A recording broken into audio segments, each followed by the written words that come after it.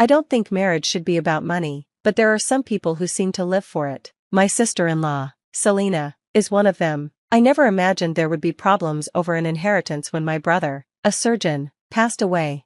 My name is Mary Smith. I manage a jewelry store. I'm 31 years old and single. I love my job, but I've been thinking it's time to settle down. My boyfriend proposed to me recently, and now we're engaged. We've met each other's parents, and tomorrow is our big family meeting. Both our parents and siblings are supposed to be there. I have an older brother, Tyler, who is 8 years older than me. He's a well-respected surgeon at a hospital in Tokyo. Not only is he successful, but he's also very handsome. Growing up, he always spoiled me and was very kind.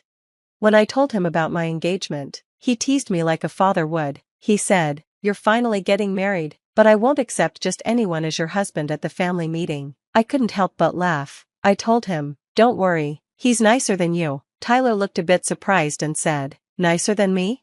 Tyler has been married for 4 years to Selena, who is beautiful with model-like features. When they're together, they look like they're filming a TV drama. My brother adores her and doesn't mind that she quit her job or spends freely on luxury items like designer bags. He lets her do as she pleases.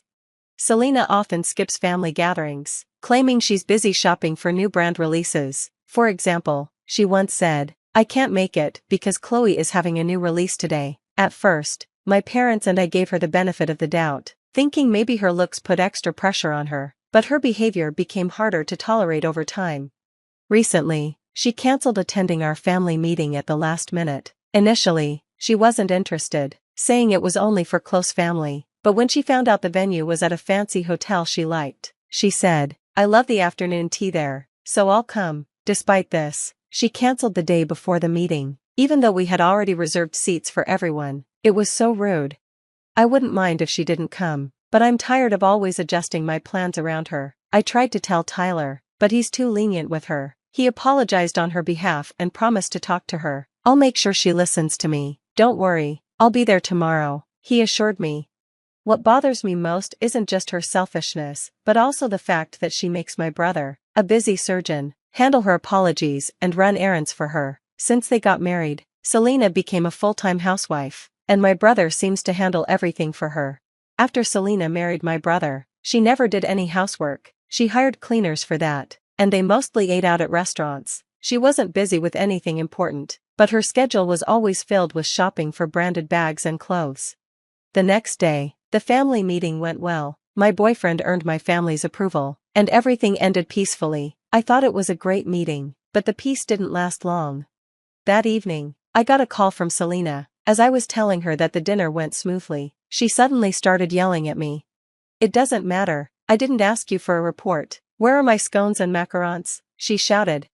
I was confused and thought to myself, what is she talking about? I didn't remember her asking for any sweets. I was about to ask, but she interrupted, saying, "Are you even listening? Don't tell me you didn't buy them. You're so careless. You and your brother are both annoying."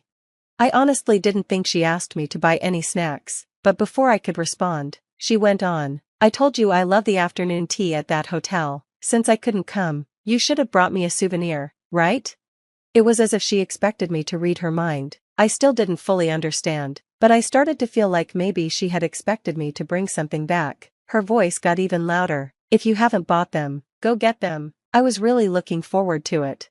I tried to reason with her, saying, "But the main reason we went to that hotel was for the family meeting, not to get snacks. You had the whole day free, why didn't you go yourself?" She snapped back, "Never mind," and hung up the phone abruptly. I was left feeling drained. I had been in such a good mood after the meeting, but now I felt exhausted. I started to wonder how my brother, Tyler, manages to deal with her mood swings every day. Why did he marry Selena in the first place? Sure, she's beautiful, but she's so self-centered. Maybe she was spoiled growing up because of her looks. I'm really worried about Tyler, but it's not my place to interfere in his marriage. It was his decision to marry her, after all, and he supports my relationship too. The next day, while I was at the jewelry store, I saw someone familiar through the glass window. It was Selena, but she wasn't alone. She was walking arm in arm with a man who looked about her age. Selena is 10 years younger than my brother, so the man she was with must have been in his late 20s. They walked into the store, talking and acting very close. I decided to approach them and asked if they needed help. Selena laughed and said, "Oh my God, you work here? That's hilarious." They both acted like nothing was wrong, with no sign of apology. I nervously asked her, "Who's the man with you?" She casually replied, "Oh, he's from my old modeling business." Even if they were old acquaintances, it still felt strange seeing her arm in arm with another man while she's married to my brother. As I stood there, trying to make sense of it all, Selena leaned over the glass display case and asked, "Can you show me this diamond necklace? Oh, and that one too. Do employees get a discount here?" She was talking to me like nothing was out of the ordinary, but I felt embarrassed by how shamelessly she was behaving. I told her we didn't offer employee discounts, even though we did, because I didn't want the man she was with to buy something for her.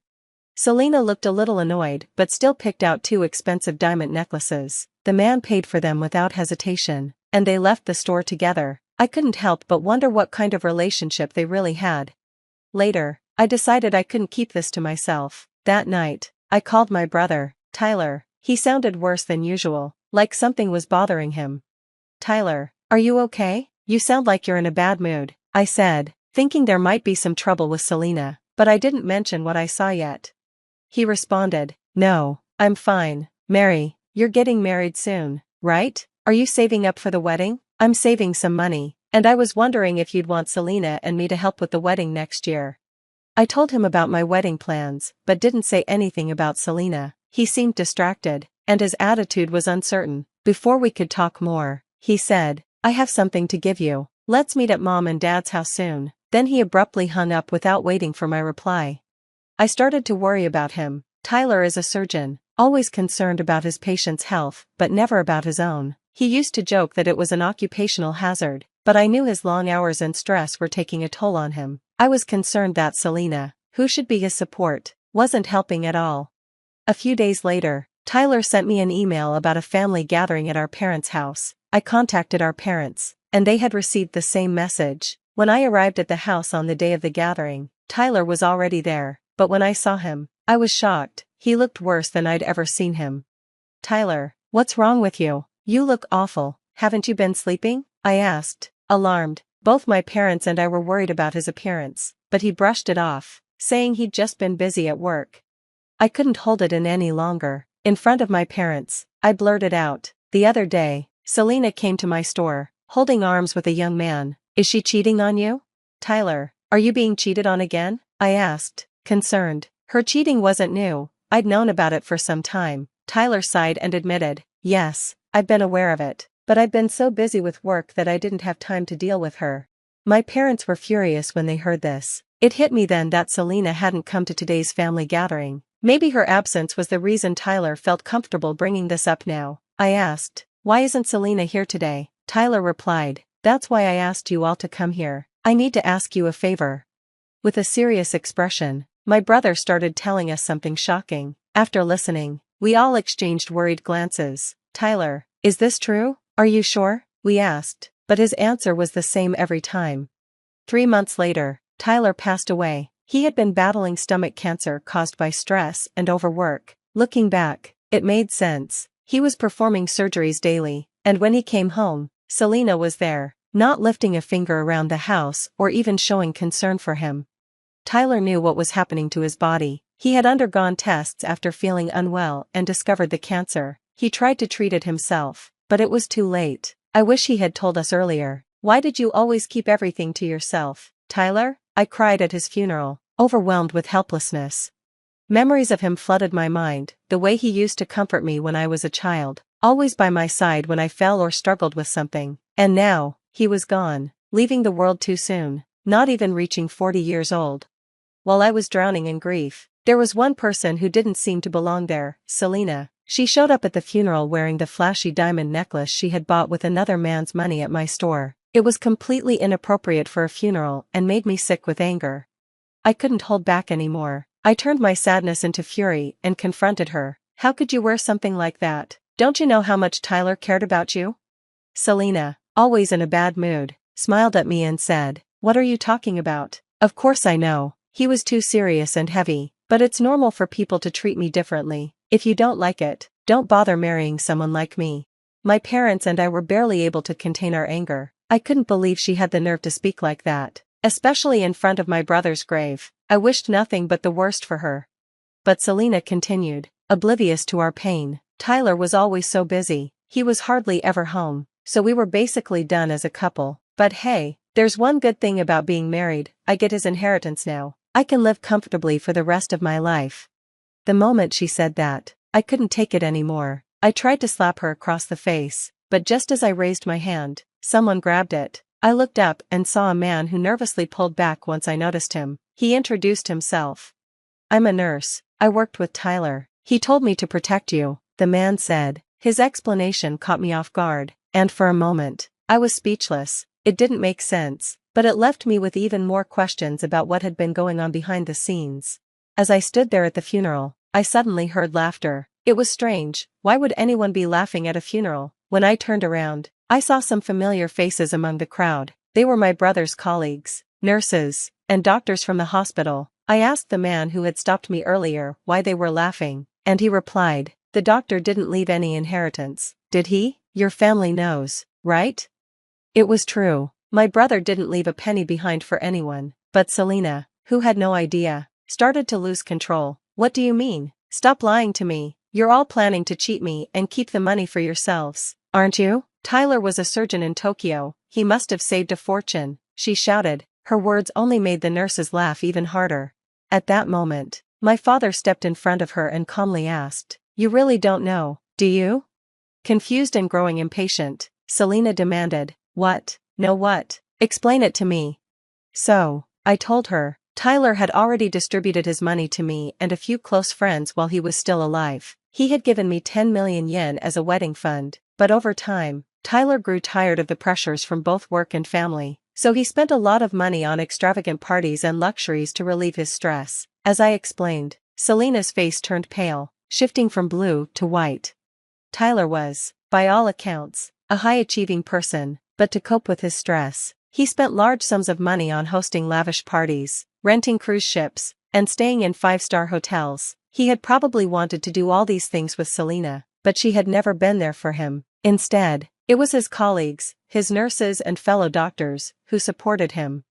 One of the nurses, still chuckling, said, even though he was so busy, Dr. Tyler always took care of us. He invited us to amazing parties that made us feel special, like celebrities. It motivated us to work harder, even when the job was tough.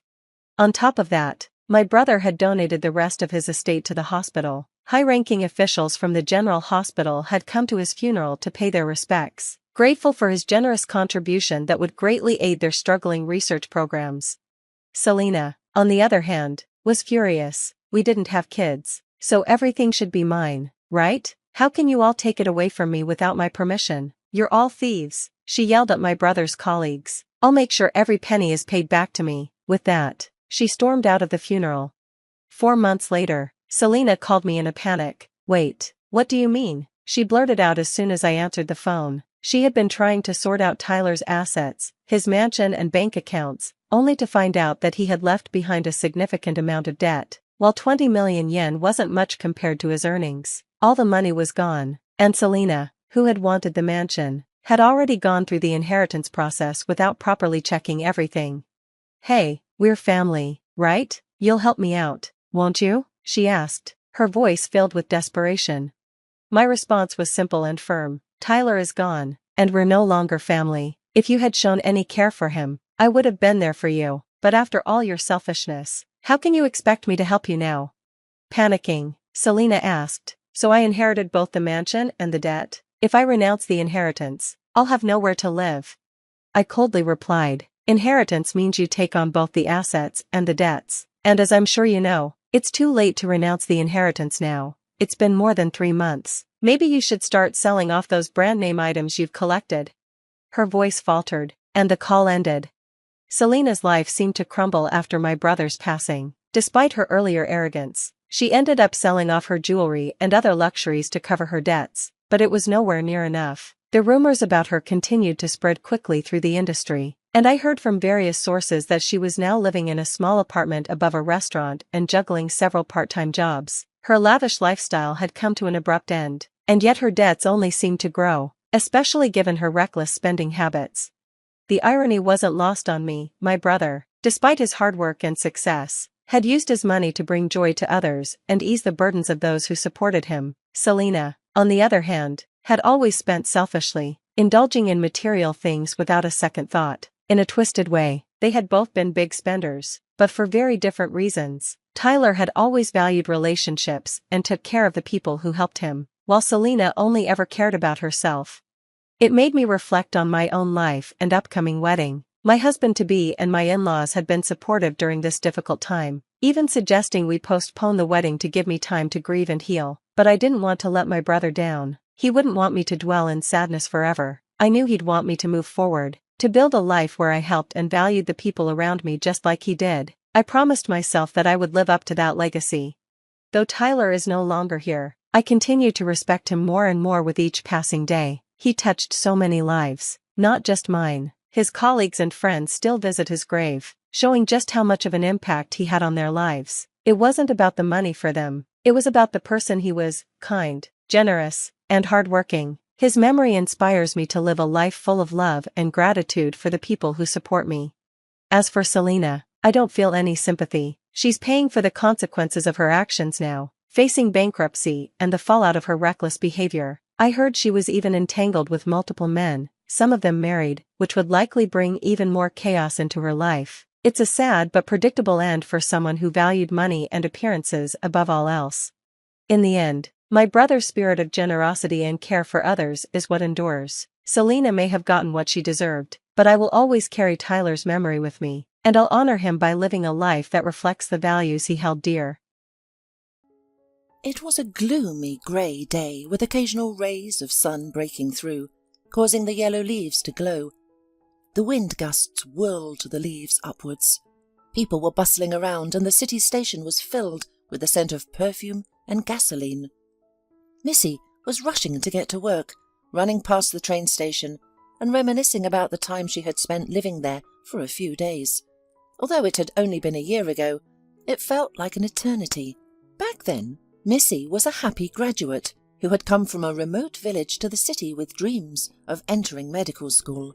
Despite studying diligently and aspiring to become a doctor since childhood, her knowledge fell short for admission. Missy's mother had raised her alone since her father's passing, when she was only 4 years old. Gradually, people began to leave the villages. The local stores, pharmacy and polyclinic were gradually shut down, and the population loss led to a catastrophic reduction in job opportunities. Even in schools, the enrollment rates continually declined. When Missy started first grade, she had 18 classmates. By the time she reached last grade, she was the only remaining student. Everyone else had left the village with their parents. Once in the city, Missy realized that she would never return to the village and would do whatever it took to rescue her mother from that place. The city lights fascinated her, and she fell in love with the vibrant urban life. However, it was challenging to establish herself there. She felt as if the city rejected her and wanted to send her back to her small, forsaken village. Mrs. Mother could only afford to pay for her stay in an apartment for 10 days, while she took her exams. With her good grades and high graduation score, Missy was confident that she would be accepted into medical school. But she was disappointed when she found out that she didn't make it. Her mother's funds were depleted because Missy had bought some clothes in preparation for her new life, to blend in with the city crowd. Upon learning that she didn't secure a spot in the funded program, Missy was terribly upset. For now, you can enroll as a fee-paying student and eventually transfer to the funded program. You just need to prove yourself, her teacher advised. But we can't afford the tuition fees, it's too expensive. My mother is a single parent. We live in a village. Missy cried and stormed out. The elderly professor shook his head with compassion. He knew that several privileged students had been pushed into the funded program as sponsors' beneficiaries. We have witnessed the demise of a talented professional right before our eyes. It was you and me who killed her dreams, he exclaimed, removing his glasses. The 45-year-old director of the medical school snorted contemptuously, saying, That's how life is now. And by the way, it seems to me that she was just playing the sympathy card. It's ridiculous." Missy didn't hear this conversation. She went to collect her belongings, tears streaming down her face. Today was the last day that she could afford to stay in the apartment. The new tenants had already moved in their belongings. So what now? Should she return home? Missy was determined to find a way out, and she called her mother decisively. "I'll work this year, Mum, and next year. I'll definitely get into medical school. I'll read books and help you with money. I mean, the salaries here are so high. Honey, everything is expensive there too. Where will you go?" "It's okay. I'll be fine. Don't worry, okay?" Missy hung up the phone and called the landlady. "I need to stay a little longer. Maybe I can sleep on the balcony for a while. I'll only come in at night, and I won't disturb the new tenants. I have nowhere else to go." The elderly landlady responded curtly. "How do you expect that to work? I have tenants renting the apartment for 6 months, waiting for you to leave. They have a family. Don't push it. Pack your bags and go home. You can try again next year." Missy cried once more, but she refused to give up. She approached the family renting the apartment and asked them to let her stay, promising to pay them and offering to sleep on the balcony. Once again, she was met with a rude rejection, accompanied by mockery. Missy was naive and rustic, but she had memories of a close-knit community where everyone helped each other. Even during the village flood, they sought shelter from a stranger who generously opened his doors, offering them his own room and sleeping on the sofa himself. Unfortunately, people were so different in the city. With her belongings, Missy wandered the streets, her funds dwindling. She approached every store and stall she passed on her way to the train station, asking if they had any work available. Unfortunately, the answer was always no. Finally, at the train station, Missy approached the ticket booth. "Where are you going?" asked the weary cashier. Missy sighed. "Nowhere, I'm sorry." With her remaining money, she bought herself some juice and fried potatoes, then settled into a chair for the night. The next morning, Missy set out once again, searching for a job. She realized that there was no turning back. There was nowhere to retreat. Throughout the day, she knocked on numerous doors, only to be met with resounding rejections.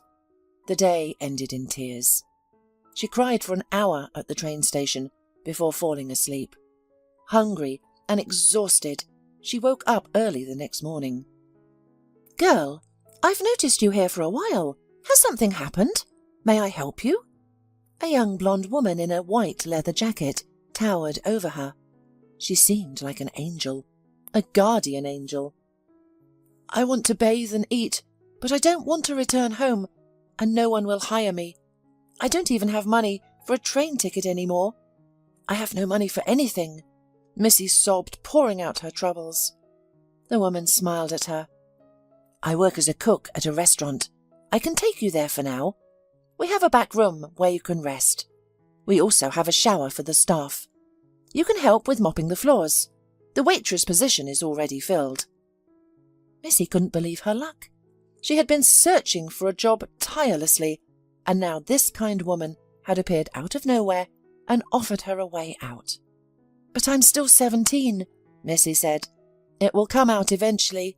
They didn't want to hire me because of my age." "That's fine. You can work without a license for a while. Okay? Don't worry, we won't cheat you. It's a good restaurant, and the staff is great." Missy followed the woman in the white jacket for a long time, until they arrived at the restaurant. As she stepped inside, Missy realized that she wanted to stay. And so, a girl from a remote village found a job as a cleaner. When later one of the waitresses went on maternity leave, Missy took her place. The team welcomed her warmly. However, there was one troublesome person who felt the need to meddle in everyone's affairs, but Missy simply nodded obediently. She disliked conflicts and tried to avoid them at all costs. A couple of months later, Missy met a wonderful young man. Paul was a 20-year-old, son of a wealthy businessman. It all began with a chance meeting. Missy had served their table at the restaurant, and one of Paul's friends had given her a sleazy compliment.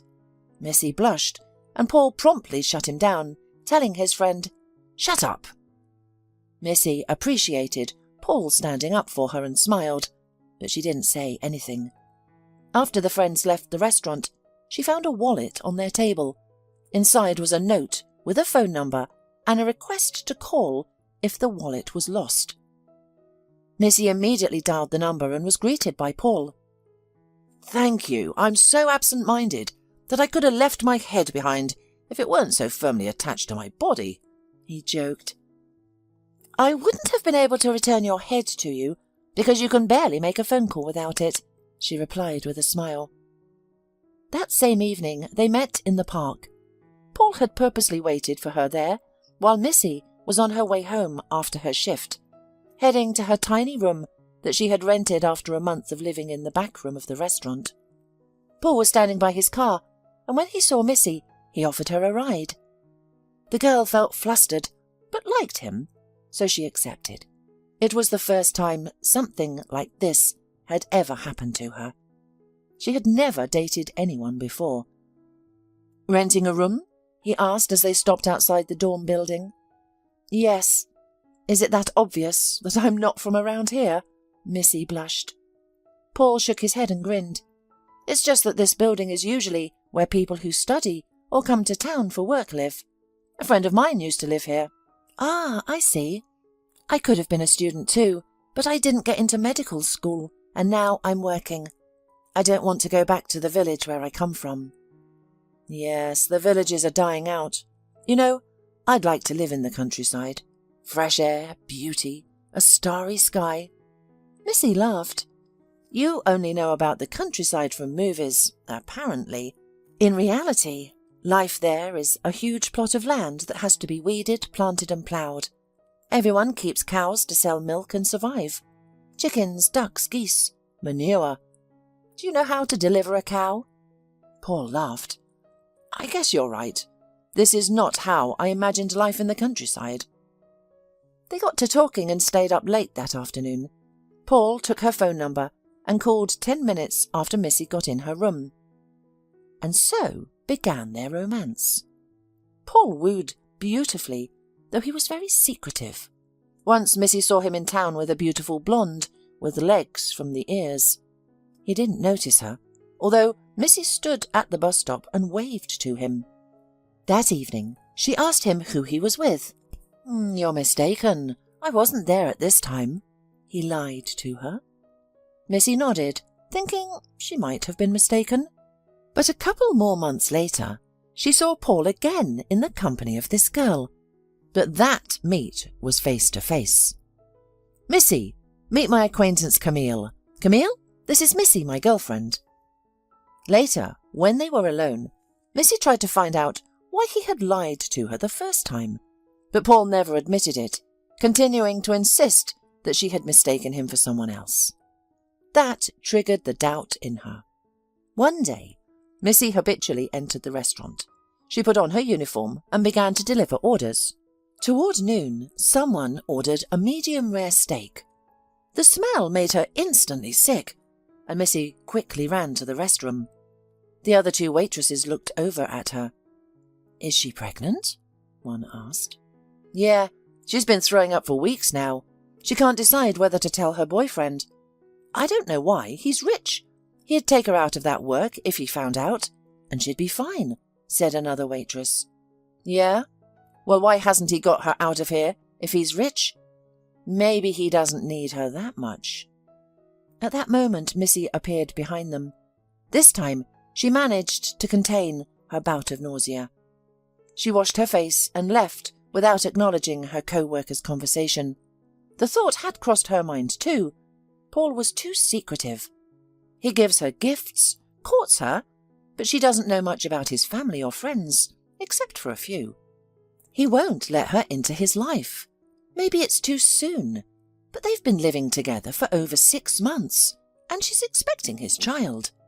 She needs to tell him as soon as possible. That evening, Paul, as usual, picked her up in his car after his shift. The other waitresses who walked out with her looked at the car with envy. Missy didn't pay attention to those looks. She didn't measure happiness by material things.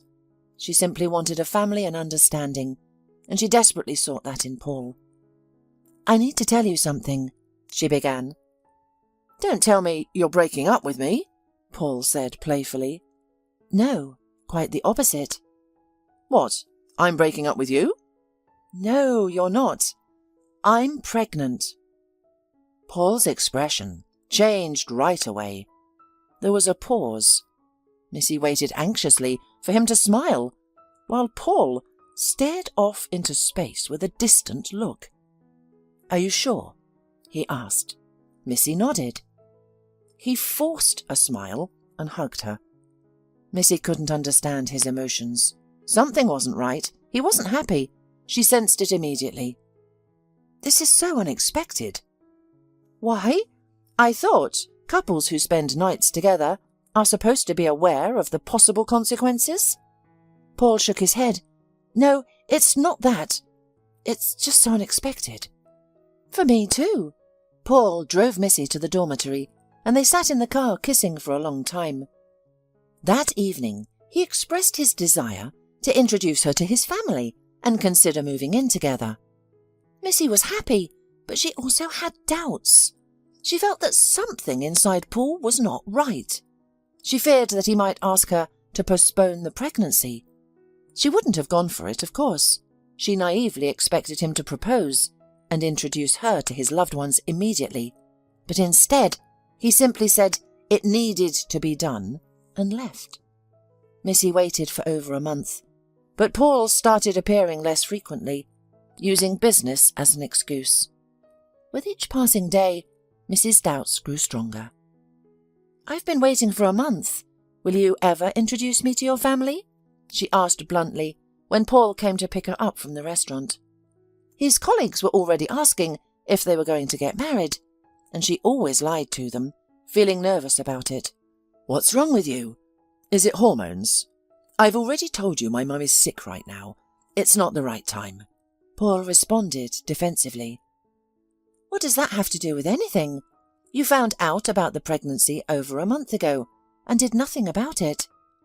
Are you planning to leave me? Why didn't you tell me the truth right away?" Missy questioned. Paul pressed his lips together and replied, "My family is none of your business. You and your baby are my concern. We don't need to involve anyone else. I'm with you every day. I help you. I come when you call. Isn't that enough for you? What more do you want?" Missy shook her head, got out of the car, and walked home alone. Paul pressed on the gas and drove away. At home, Missy remembered that she needed to schedule an ultrasound appointment. The doctor had advised her to do it a month ago, but she had been procrastinating. She found a clinic that provided ultrasound services for pregnant women and scheduled an appointment for the upcoming week. Days passed, and Paul didn't call again. The first snow had already fallen outside, but it quickly melted, as is typical for November snow. Missy left the house wearing a light jacket and a cap, realizing that she needed to buy warmer clothes for the winter. Her jacket was already feeling tight, as she had gained 3 kilos. She knew that in a few months it wouldn't fit at all, and she would be freezing. Unable to wait for the bus, Missy called a cab to ensure she wouldn't be late for her appointment. The cab driver promised to drive her back quickly. As they drove, they encountered a traffic jam caused by an accident. Only the paint and a headlight were damaged, but the drivers were yelling at each other. "I know another route. Should we take it?" the cab driver asked. Missy nodded, but suddenly along the side of the road, she noticed a man in tattered clothes, holding a 2-year-old child. The man was desperately trying to hitch a ride, but no one was stopping to help. "Please pull over here," Missy requested. The cab driver snorted and said, "Are we really picking up this homeless guy? No way." Shocked by the driver's indifference, Missy insisted, "He's holding a baby. Please stop. I'll pay for his ride." Reluctantly, the cab driver made a disgruntled face, but complied with Missy's request. "Get in," he said, and immediately asked the stranger with the child where they were going. The man gave him the address. "Do I take you first, then him?" the cab driver asked Missy. She remembered that there was not much money left in her pocket. "No, I'll walk from here. It's not far. I know the way. Take him, please." She paid for the stranger's ride as much as the driver asked and got out. In fact, it wasn't a long distance to walk. The chauffeur remained silent, despite his displeasure at having a man in a shabby jacket in his car. He immediately assumed the stranger was a member of the League of Local Bums, although he did look nice despite his scruffy appearance. The man was tall with black hair, clear brown eyes and symmetrical features. Missy smiled at the man and the boy as a farewell and headed to the clinic. She almost ran there to avoid being late, but she ended up being 5 minutes late regardless. She entered the office out of breath and feeling dizzy, not feeling well. When the doctor turned to her, Missy arched her eyebrows in surprise. "Is that you?" she asked. Sitting in front of her was the same man she had put in the cab with the boy. However, he now looked neat, wearing clean clothes with slicked back hair. His name tag read, Dr. Ron Hines. "Don't you recognize me?" Missy wondered. "I got out of the cab, and you walked in there with the little boy," she said, smiling. "You're mistaken. I have been here since 8 this morning. I didn't even go to the lunch today. And I don't have a baby. The shoemaker without boots, you know? I recently got divorced, so there is no opportunity to have a son in the nearest time." Missy came closer. She couldn't believe her eyes. No, it was definitely you. Your exact replica. I never mistake people's faces. I could swear on anything that it was you. The man smiled. "I believe you. I've had that happen to me too. I once stopped a girl who was an exact replica of my sister, and only after looking closely did I realize it wasn't her." "It wasn't just similar," Missy insisted, but obediently lay down on the couch and let the doctor do his work. She was already late enough, and now she was filling the man's head with her nonsense. Maybe she was mistaken. The doctor performed an ultrasound, staring intently at the monitor, while Missy lay there looking at him. "No, it was your exact replica after all. Or have I completely lost my mind with this pregnancy?" she exclaimed. "Usually, patients ask me if the baby is doing well." Dr. Hines smiled. "Is everything okay?" She suddenly became startled. "Yes. Is this your first ultrasound?" "Yes, it is." "Then I'm excited to tell you that you're having twins." Mrs. Eyes widened. "Wow! I've always wanted twins. I met your twin and found out I'm having twins." Missy didn't know what she was saying. She was nervous and her mind was jumbled. The handsome doctor continued to smile. "I congratulate you. It's good that it doesn't scare you. In my experience, raising two isn't that hard. They will always play together." The doctor suddenly became serious and started to fill the result paper. Missy realized that she needed to talk to Paul urgently. After receiving the conclusion, she said goodbye and was about to leave, but suddenly the doctor called out to her. "Missy, tell me, did this man have a mole right here on his neck?" Missy smiled. "Yes, he had a mole, and you didn't, but that's the only difference. Honestly, he looks a lot like you." The doctor appeared confused. "The thing is, my own brother disappeared last spring. He was a businessman and got in some sort of issue with some criminals. He just disappeared, like everyone else who crossed their path. Scott was 2 years older than me, but we looked very much alike. We were even mistaken for each other sometimes. The only difference was this mole. So he may still be alive." "That's quite a story. Yes, I think you should go to the place where the cab driver dropped him off. I heard the address." The doctor immediately called a cab and went to that address. Meanwhile, Missy went home. On the way, she kept thinking about her situation. Why is Paul acting so distant? Doesn't he realize that they're going to have a baby now? A little miracle with their facial features, or rather 2 babies. At home, after taking a shower, she called Paul. "Sorry, I'm busy right now with work. We have a meeting. I just wanted to tell you that I had my ultrasound." But Paul hadn't finished listening, and there was a short beep on the phone. Missy sighed. What should I do?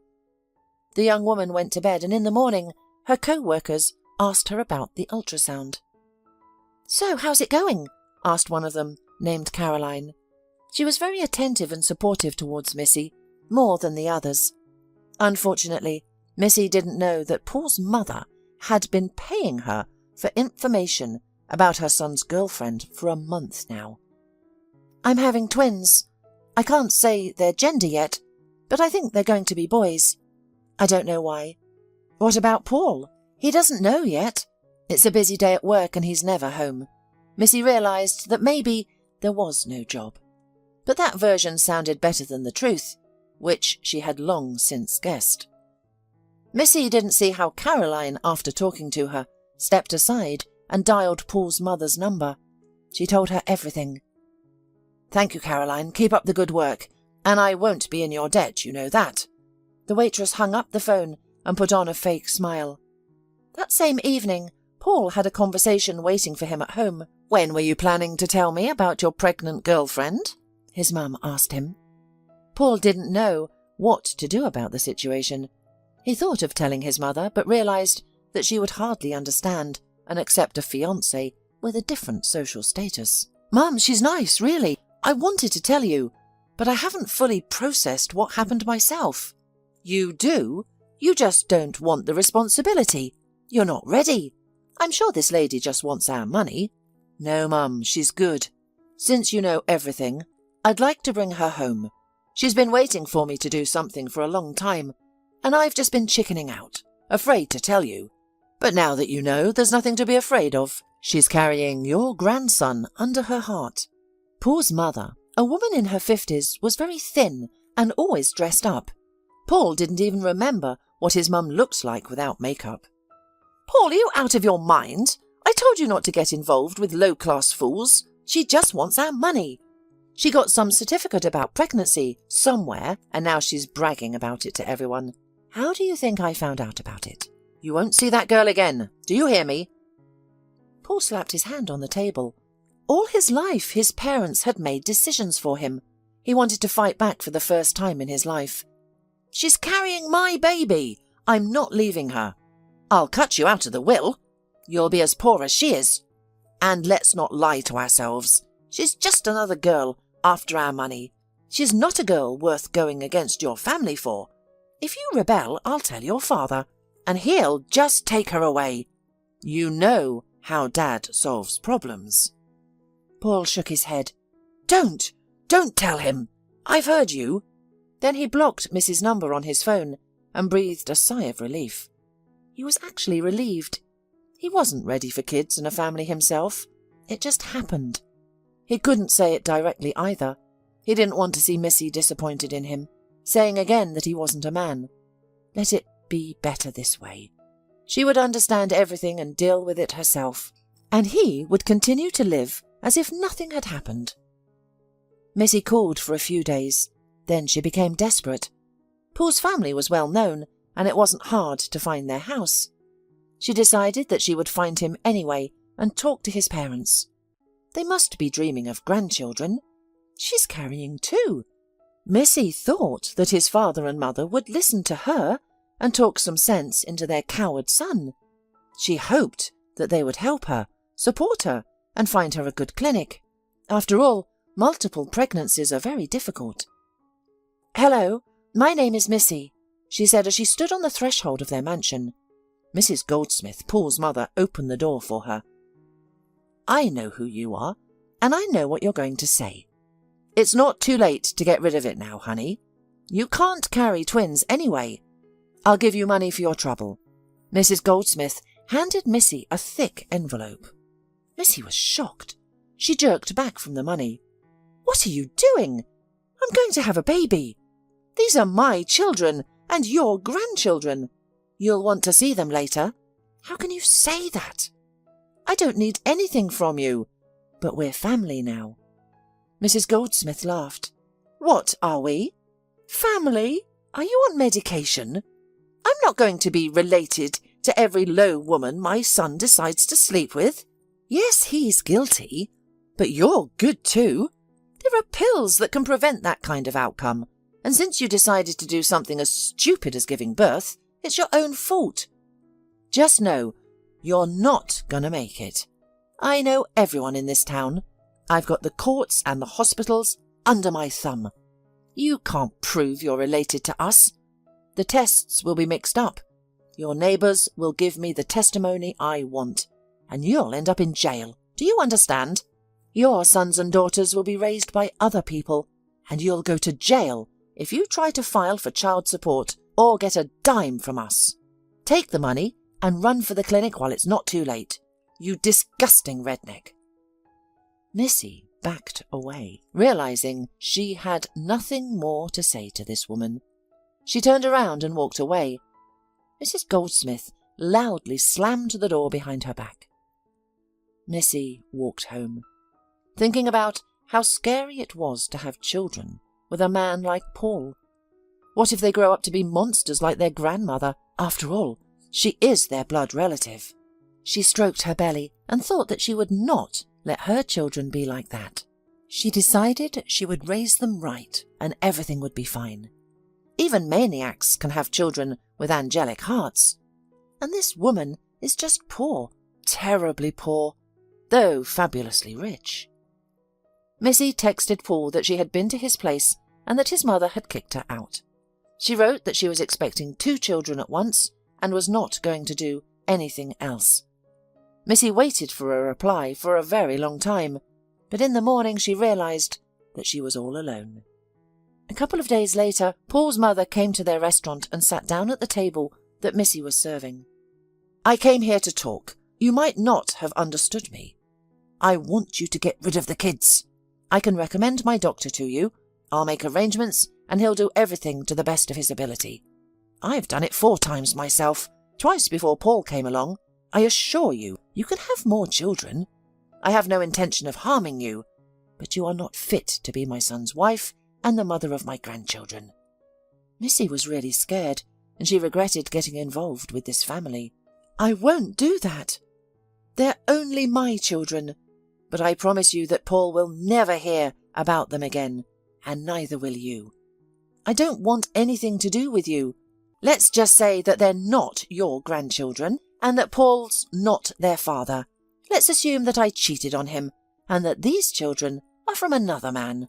I understood you well last time, and will not create any difficulties for you." Missy lowered her eyes. Mrs. Goldsmith was not satisfied, but this option was still better than nothing. "If you change your mind and come looking for money when you give birth, remember what I said. Your kids will grow up without you, and you'll rot in jail. Understand that. You'll tell Paul the kids aren't his if he comes. Do we understand each other?" Missy nodded. "Then bring me a coffee, please, a cappuccino, if you can substitute sugar. Just make sure it's hot. I hate cold coffee." The woman smiled charmingly, and Missy thought that she must love her son very much to be so protective of him. Or does she love money more? She returned to the kitchen. "Bring her coffee, please. I don't feel well," Missy said. She went out into the backyard to catch her breath. It was scary. Scared of raising 2 little ones by herself. Scared of what her mum would say. She'd be probably scolding. She was also scared of the fact that she may have to return to the village for a while. Missy finished her shift and went home. From that day on, she began to plan her life without hope of anyone's help. Upon learning of her daughter's pregnancy, her mother cried out, "No, I can't believe it. You'll be alone for the rest of your life. How did you manage to do that? Why don't you think about termination, since that woman offered you a good clinic?" "Mum, no way. What are you talking about? Those are your grandchildren. I'm having twins. I've always dreamed of it." "But you'll be all alone now. How are you going to raise them? The 2 of them. And who's going to marry you with 2 kids? Do you want to be alone forever?" Missy sighed. "Mum, the thing is, I'll never be alone again now. I'm going to have kids. And if I don't find a man who accepts my children, then I don't need him. For some men, their own children are a burden. But for others, other people's children are not a burden. Missy began to save money for the time when she would no longer be able to work. It was necessary to pay for a room. It was a good thing they introduced child allowances, which support mothers during pregnancy and after childbirth. She would not be completely without money in such a difficult situation. Time passed. Her mother accepted that everything happened as it did. Every day she called Missy and inquired about her health. And she had already started to pack baby clothes. In the village, when people learned that Missy was expecting a baby, they started giving her baby clothes. They gossiped, of course, but they helped. Meanwhile, Paul had courage and caused a scandal at home. "I like this girl, Mum. How can you not understand? We'll do a paternity test. She'll sign any papers, a prenuptial agreement. She doesn't want anything from us, believe me. Why are you so adamant? I can't think of anything but having kids. I can't get it out of my head. Don't you understand?" Mrs. Goldsmith smiled indulgently. "You've always been like that. You've always brought all sorts of trash home. Cats, dogs. If I didn't throw them out, we'd have a kennel instead of a house." "Missy is not a dog. She's pregnant. I should at least help her. Money's not a problem, is it?" "And we'll help anyone you sleep with. If this keeps up, money's going to be a problem. I didn't work hard all these years, working my ass off, taking out the competition, for you to start throwing money around. You don't know what it's worth. If you get anywhere near that girl, you'll never see her or hear of puppies again." Mother sparkled her eyes and went out, clacking her heels. Paul was left alone in the room. Puppies? Is she having twins? However, Paul did not dare to go against his mother, but stopped talking to her, and she decided to make Miss's life harder out of anger. She talked to the restaurant manager, pressured him to fire the pregnant waitress. "I don't know what you've done, but a big shot has asked for you to be fired. That God forbid me get involved with them. I'm sorry, Missy, but you're fired." She cried. "But you can't. You can't fire pregnant women. You can't." "I can't, but they threatened me. They said that I should fire you under the article so that you wouldn't find a job in the city afterwards. They're mighty people, Missy. All I can do for you is to warn you and offer to resign. Understand, if I refuse them, they'll dismiss me, put another man in my place, and he'll fire you anyway." Missy sighed. "I'll sign it. Okay. I'll give you a bonus and pay you 2 more months in advance. I don't want you to have money problems. Just don't tell anyone about it, okay? It's off the record and just between us. And then you'll go on maternity leave. You'll be fine." "Thank you." Having signed the documents and received a substantial sum of money, Missy went home. She was terribly offended, sorry to part with her colleagues. She would have left soon anyway, but now she was not ready for it at all. The director was kind enough not to leave her with nothing. She was walking down the street when suddenly she saw that man in an old jacket. He came out of the store and was counting money. In his hand was a bag in which a loaf of bread and milk were clearly visible. Missy almost ran toward him. "Wait! Wait! Wait for me!" He stared at her in bewilderment. "You don't remember me, I suppose?" "No, I remember. You helped me to get to the doctor with my child. I owe you, I guess," he stammered. Missy furrowed her eyebrows. "No, I didn't do it for that. I just wanted to tell you that I saw your brother. He's looking for you. You must meet him, certainly." "Brother? What? I don't have a brother." "I guess." Then he sighed and told Missy that over a year ago he was found in a dumpster. He had an amnesia. He remembered some moments, but most of his life was completely forgotten. The police turned him away, thought he was homeless. He had a big bruise on his head. He had a problem with kidney, and that was very swollen at the time. The officers thought he was just a homeless man drinking and asked him not to interfere with their work. "I don't remember my name, but now My name is Josh. I was sheltered by a kind woman. She lived poorly herself, but she took me in. I helped her look after her child. She was over 40, had a late birth. When she was pregnant, she was told she had cancer. She refused treatment, said she'd have the baby. And when she did, it got worse. She was living her last days and was very lonely. And when she met me, she decided to help. She wasn't afraid to let a stranger into her house. She has her own apartment in an old building on the outskirts. We live there now with her son, Tommy. Oh, I'm so sorry. But let's check my guess out. Maybe you'll find out who you are, where you're from. I have a number of the clinic. I'll call right now, okay? Josh shivered. It was cold and windy outside. Tommy is waiting for me at home. I left him alone. I can't stay right now. You call. If your acquaintance really wants to see me, then come. And Josh named his address. Josh left, and Missy decided that this day could not be so bad. She herself would improve it, at least for someone. Good afternoon. May I hear Dr. Hines? She asked. 15 minutes later, a large black SUV pulled up in front of her. Inside was the doctor, and Missy quickly got in his car. By their way, Missy elaborated on the meeting with his potential brother. You know, if it's really him, I'll owe you for his life. If you don't mind, I'll be the godfather to your kids, help you with everything. What if he's not your missing brother? Missy asked. All the same, I'd like to help you. My offer stands. God himself sent you to me. Soon they rang the bell at the shabby door of the cold entranceway. When Josh opened it, Ron's face changed. Is it really you? Alive? He hugged his brother, but Josh was only embarrassed.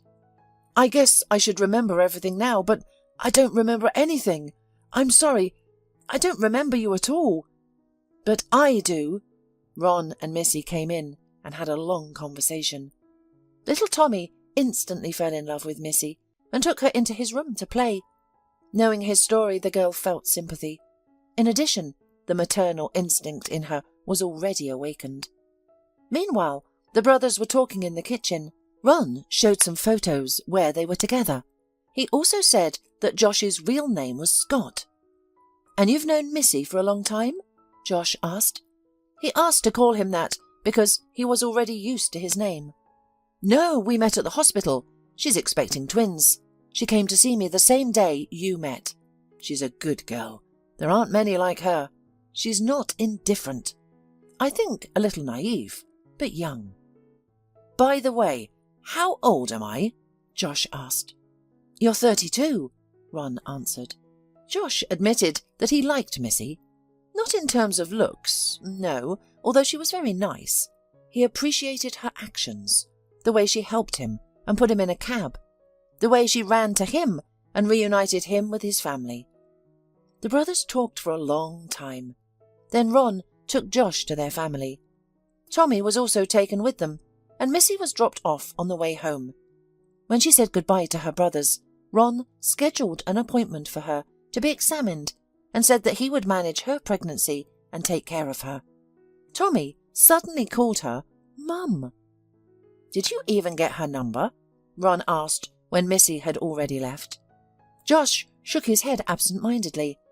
Okay, it's in the medical records. She'll come tomorrow, and I'll put in a good word for you. He winked. And you are indeed a brother. Josh smiled. They were very similar. They had the same eyes, smile, manners, the same squint when they smiled, and sometimes even the same thoughts. The parents were almost speechless when they saw their sons on the doorstep. Mother cried and father laughed with happiness. Josh was almost strangled in a loving embrace. He did not remember them, but he also felt a connection. All this time he lived with the idea that perhaps he had no loved ones, since no one was looking for him, and there were no ads with his face around the city. He wondered who he was and how he had lived. Everything he had forgotten, his brothers and parents told him, and he listened to them as if revisiting his life and imagining it. That day everything changed. The paths of Missy and Josh abruptly merged into one, changing direction. It was as if they were walking towards each other and, upon finding themselves at the same point, turned together, merging into a single entity. There was not a day that Missy and Josh did not talk. Although the girl lost her job, she gained something much more valuable that day. She had a good friend, and a man who was in love with her. Missy called Josh every day, and they'd walk together. Tommy persistently called her mum. Josh returned to his apartment. It turned out that he had a luxurious 4-room apartment in the city centre and a business that was still running. His memory never returned, but he went to the police and the investigation started anew. It wasn't until a few weeks later that some fragments of memories began to resurface. In the end, the investigation found out who wanted to eliminate him. It was Mrs. Goldsmith, Mrs. failed mother-in-law. By chance, the investigation fell into the hands of the most principled person in town. Another stroke of luck helped him find some irrefutable evidence that proved that Mrs. Goldsmith personally ordered the hit on Josh. A mercenary who often carried out dirty work for their family turned her in. He was afraid of a life sentence and confessed to all the dirty deeds of Mrs. Goldsmith. She received a 17-year sentence in a penal colony. Meanwhile, the delivery date was approaching. Missy went to the clinic where Ron worked and soon gave birth to 2 wonderful baby girls. Josh didn't leave her side, and Tommy also wanted to visit. During this time, Missy became very attached to them. She didn't agree to move in with him before, but Josh insisted that after giving birth, she must live with him. He set up a nursery for them, bought a stroller and a crib for the twins. Gradually the ice melted. With Josh, Missy remembered what trust, care and responsibility meant. Just before discharge, the door of the room opened and Paul entered. Missy raised her eyebrows. "What are you doing here?" "I'm here to talk." After exchanging meaningful phrases, Missy suggested to the uninvited guest to get straight to the point of his visit. "My mum, as you know, is in jail. She won't be bothering us any more. I wanted to come to you, but she wouldn't let me. She is very bossy. You realise that, don't you? But now there are no more obstacles. Our family has no money either. I got a job as a manager. We have a normal family. I've rented a 1-bedroom place, but we'll have to leave the kids in an orphanage for now. You know what I mean? We can't keep them with us now, but when things get back to normal, we'll take them away. No, don't think anything. I want children. It's just not the time. There are no conditions or money." Missy laughed, frowned. "Did I say something funny?" "Yes," she smiled. "Get out."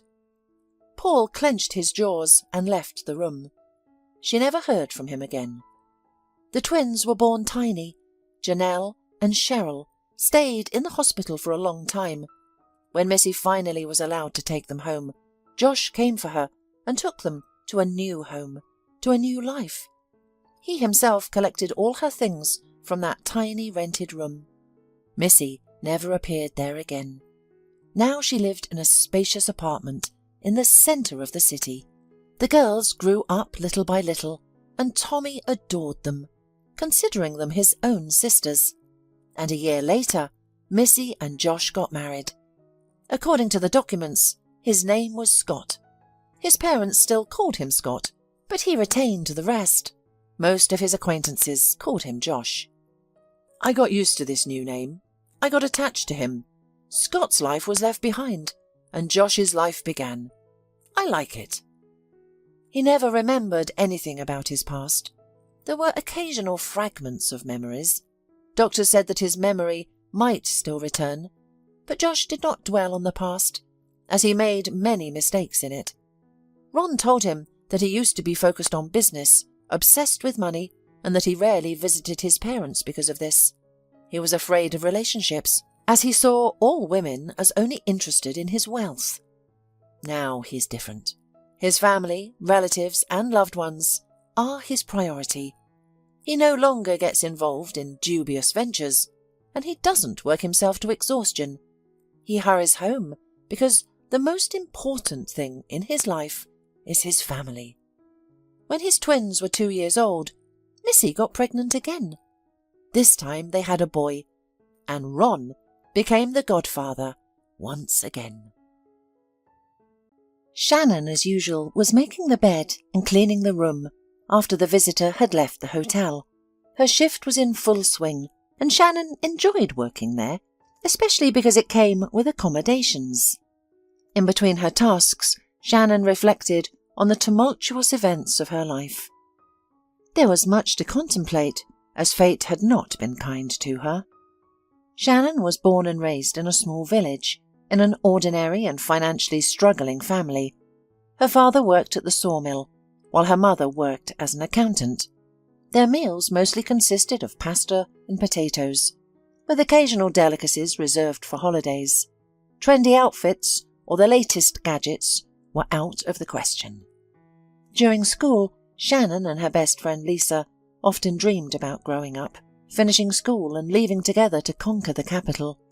In the girls' naive dreams, there were rich princes and prestigious jobs, just like in the movies. After all, they were both pretty. After graduation, Lisa rushed to Shannon and excitedly exclaimed, "Well, Shannon, I found a job in the capital, at a trendy new cafe. They're hiring me as a kitchen assistant. A friend of my mother helped me by putting in a good word. You should come with me, just like we dreamed. It will be more fun together. I'm sure they will hire you as a waitress. Our options here have run out. Everyone else has left. Are we worse than them? What can we do here? It's a dead end. I'm so tired of these dusty streets, narrow-minded folks, and drunks at the entrances. Life is entirely different there." Shannon became excited by the idea, and after her friend left, she approached her parents. "Mum, Dad, I'm leaving. Lisa offered me a job at the cafe in the capital, and she insists that I go with her. Maybe we can make it there and settle in the big city. Will you allow me to go?" Upon hearing this unexpected news, her mother immediately cried and tried to dissuade her. "Oh, my daughter, what are you thinking? Why do you want to go to the capital? I thought you would go to sewing school in a neighbouring town, and then we could arrange for you to work at a tailor shop. Skilled seamstresses are always in demand, and you wouldn't be penniless. It's better to stay here. At least you won't go hungry, and we will be nearby." Shannon scoffed. "I don't want your tailor shop. I don't want to live like this. It's not for me. No, I have made up my mind and I'm going. It's a swamp, a dead end here, filled with alcoholics and pensioners. Young people are leaving for better places. And I want to try. I'm already 18, and it's my decision how to live my life. I will get ready before Lisa changes her mind." Shannon started to go through her documents and accidentally stumbled upon her adoption certificate. It clearly stated that she was not her parents' biological child. She had been adopted from an orphanage when she was 3 years old. In shock, Shannon walked out of the living room and asked her parents, "Mum, what is this? Is this true? Why didn't you tell me all this time? How could you? I asked 100 times when I was a child who I resembled, and you always said I was like my grandmother, God rest her soul." Her mother covered her face with her hands and wept, while her father began to explain everything. "Don't judge us, daughter. Listen to me. Your mother and I longed for a child. We visited countless doctors, but it was all in vain. The verdict was harsh. We would never have children of our own. Years passed quickly, and without a child, we felt incomplete. So we decided to adopt a baby from the orphanage. We entered the playroom, and you came running to us, extending your arms and asking, 'Are you my daddy and mummy? Can I be your daughter?' We all cried. It was such a touching moment. From that day on, we were inseparable. We didn't even consider anyone else. Yes, we may not be millionaires, and we live modestly, but we loved you with all our hearts. We sacrificed ourselves to ensure you were dressed as well as anyone else. Did you really think your life would have been better if you had stayed at the orphanage? Why didn't we tell you? Because we never saw you as an adopted child. You are our daughter and that's it. We will always wait for you and love you." Shannon felt a deep sense of shame. Her father was right. Parents are not the ones who give birth and abandon, but the ones who raise and love. She had always felt her parents' love, and now it was clear to her. Shannon approached her parents and embraced them. "You're right, Daddy. I am sorry for my outburst. This news came as a shock to me. I never imagined I would be adopted. Thank you for raising me and loving me. You have never been and will never be strangers to me. Please support me and allow me to go. I am not simply searching for an easy way out or a good job. I want to experience a better life." Shannon's parents accepted her decision with heavy hearts. They gave her all their small savings, hoping it would be enough for her initial needs. So Shannon and Lisa embarked on their journey to conquer the capital. At the beginning, things were going really well. Shannon was hired as a waitress, and she and the girls rented a 2-bedroom apartment. Life was exciting. Despite the exhaustion after long shifts, the girls still dreamed of finding their princes. And one day, a prince walked into their cafe. Shannon noticed every detail of his features as he carelessly fixed his hair, sat down, smiled charmingly, and looked directly at her. "I'm ready to order," he said. Shannon didn't walk, she floated. For some reason, this stylish and well-dressed young man instantly caught her attention. She graciously served him, prioritizing him over other customers. When he left, she found a note on a napkin with sprawling handwriting. "Waiting for you tomorrow at 8 p.m. sharp at the entrance to the cafe. I hope to see you, my queen." Shannon almost jumped for joy, and of course the next day she arrived at the designated place at the appointed time. Despite her doubts, she couldn't pass up the chance to get to know him better, even though her friend Lisa warned her. "Where are you going? You don't know him at all. What if he's a fool or a maniac? Are you not scared of potential dangers?" But Shannon felt that he was a great guy, and she couldn't pass up such an opportunity. While she was nervous and contemplating, a fancy car pulled up at the cafe, and her prince got out and extended his hand. "Well, hello, my queen. Take a seat in the car. My name is Kyle, and I'm glad you decided to come after all. I promise you an unforgettable day. Our first date will be memorable." Blushing, Shannon got into the car, and they drove off. Not just anywhere, but to a concert of a trendy youth band. It was almost impossible to get tickets, as they were expensive and sold out in advance. Shannon had never experienced such emotions from a live performance before. Surrounded by crowds of fans, she felt the holiday atmosphere and had the most beautiful guy by her side. The romance with Kyle progressed quickly. Shannon was over the moon. After all, she had never been given flowers before, and now there were roses in armfuls, ardour and confessions, and passionate kisses in the moonlight. It felt like she had won the lottery. Soon, Kyle proposed to Shannon, and they became officially engaged. After the engagement, Kyle invited the bride to live together, and she agreed. Shannon hoped that he would immediately rent them a separate place, but the guy was happy to live in the huge house of his parents, and so far he was in no hurry to solve this issue. Except that his mother was not delighted with the idea. She considered Shannon a cheap provincial, not worthy of their son. Shannon also felt coldness on her part, but nevertheless decided to move. Kyle also persuaded her to quit her job at the cafe. "Honey, why would you want to work there? My family has enough money to support us. We won't need anything. Besides, I'm jealous and don't want other men looking at you. You're mine and no one else's. Do you understand?" Lisa, upon hearing about everything, began to argue with Shannon. It was the first time they fought like crazy. "Shannon, what are you doing? Come to your senses. Why are you leaving your job? It's a normal job that pays well, and you'll always have money in your pocket and receive decent tips. Don't you realise that living under the same roof as your fiancé's parents and depending on them is a foolish idea? Why doesn't Kyle marry you now? Then you would have been his lawful wife, and now you're just a guest who could be kicked out in a minute. You're being foolish, Shannon. You'll regret it later." Shannon took great offence at her friend and tried to justify her decisions. "You're just jealous of my happiness, aren't you? Well, I'll be living in a mansion while you work in the kitchen.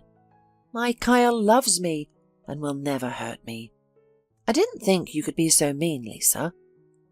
Shannon imagined a future filled with happiness with her lover. She would help at home, greet her beloved when he returned from work, watch romantic movies together, go for walks, and do this every day. Surely a wedding would happen soon, since her beloved gave her an engagement ring. However, as soon as she moved in, life stopped resembling a fairy tale.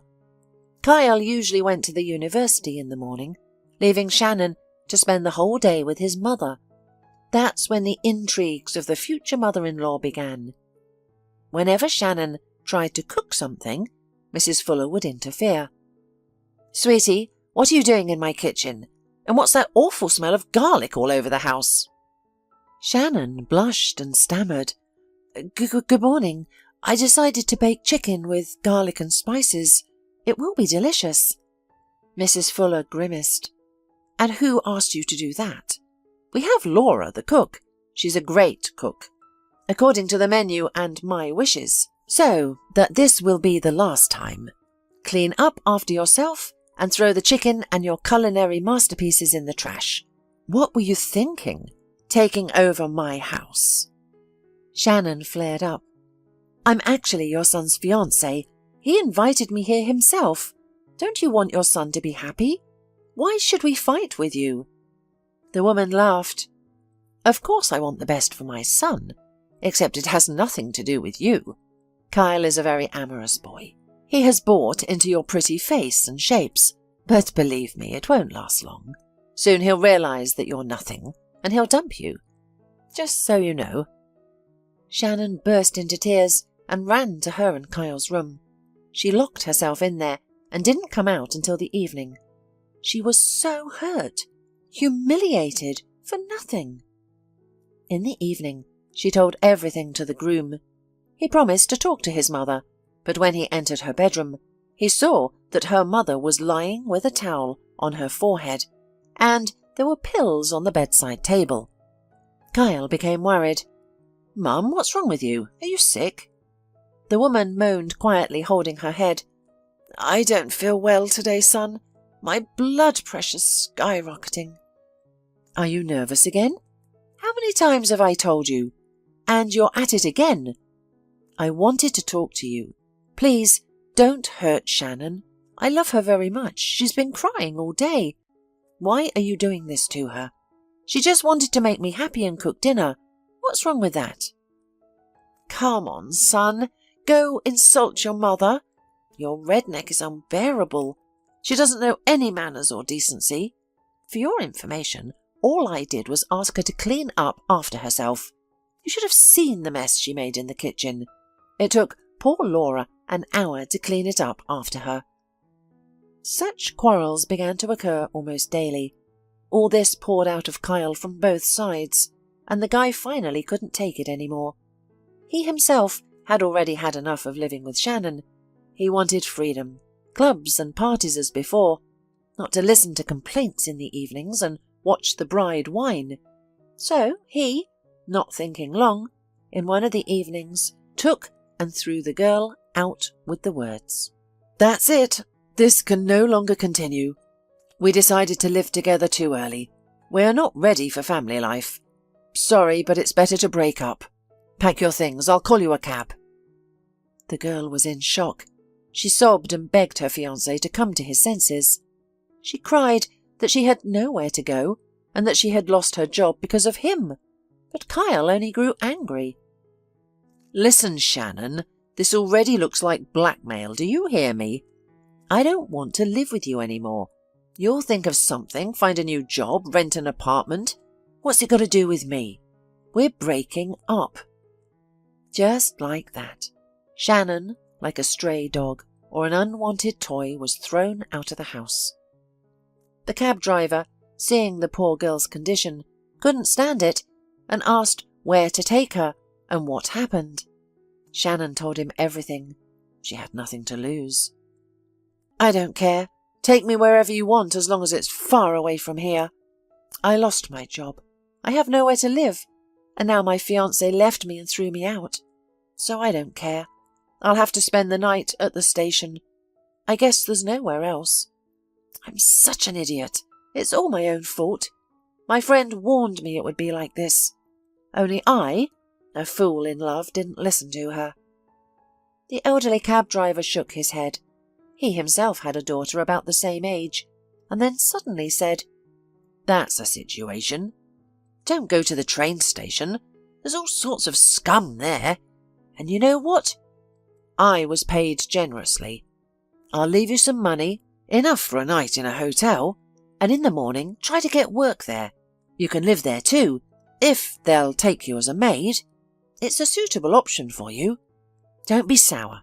It'll work out." Shannon looked at the man gratefully.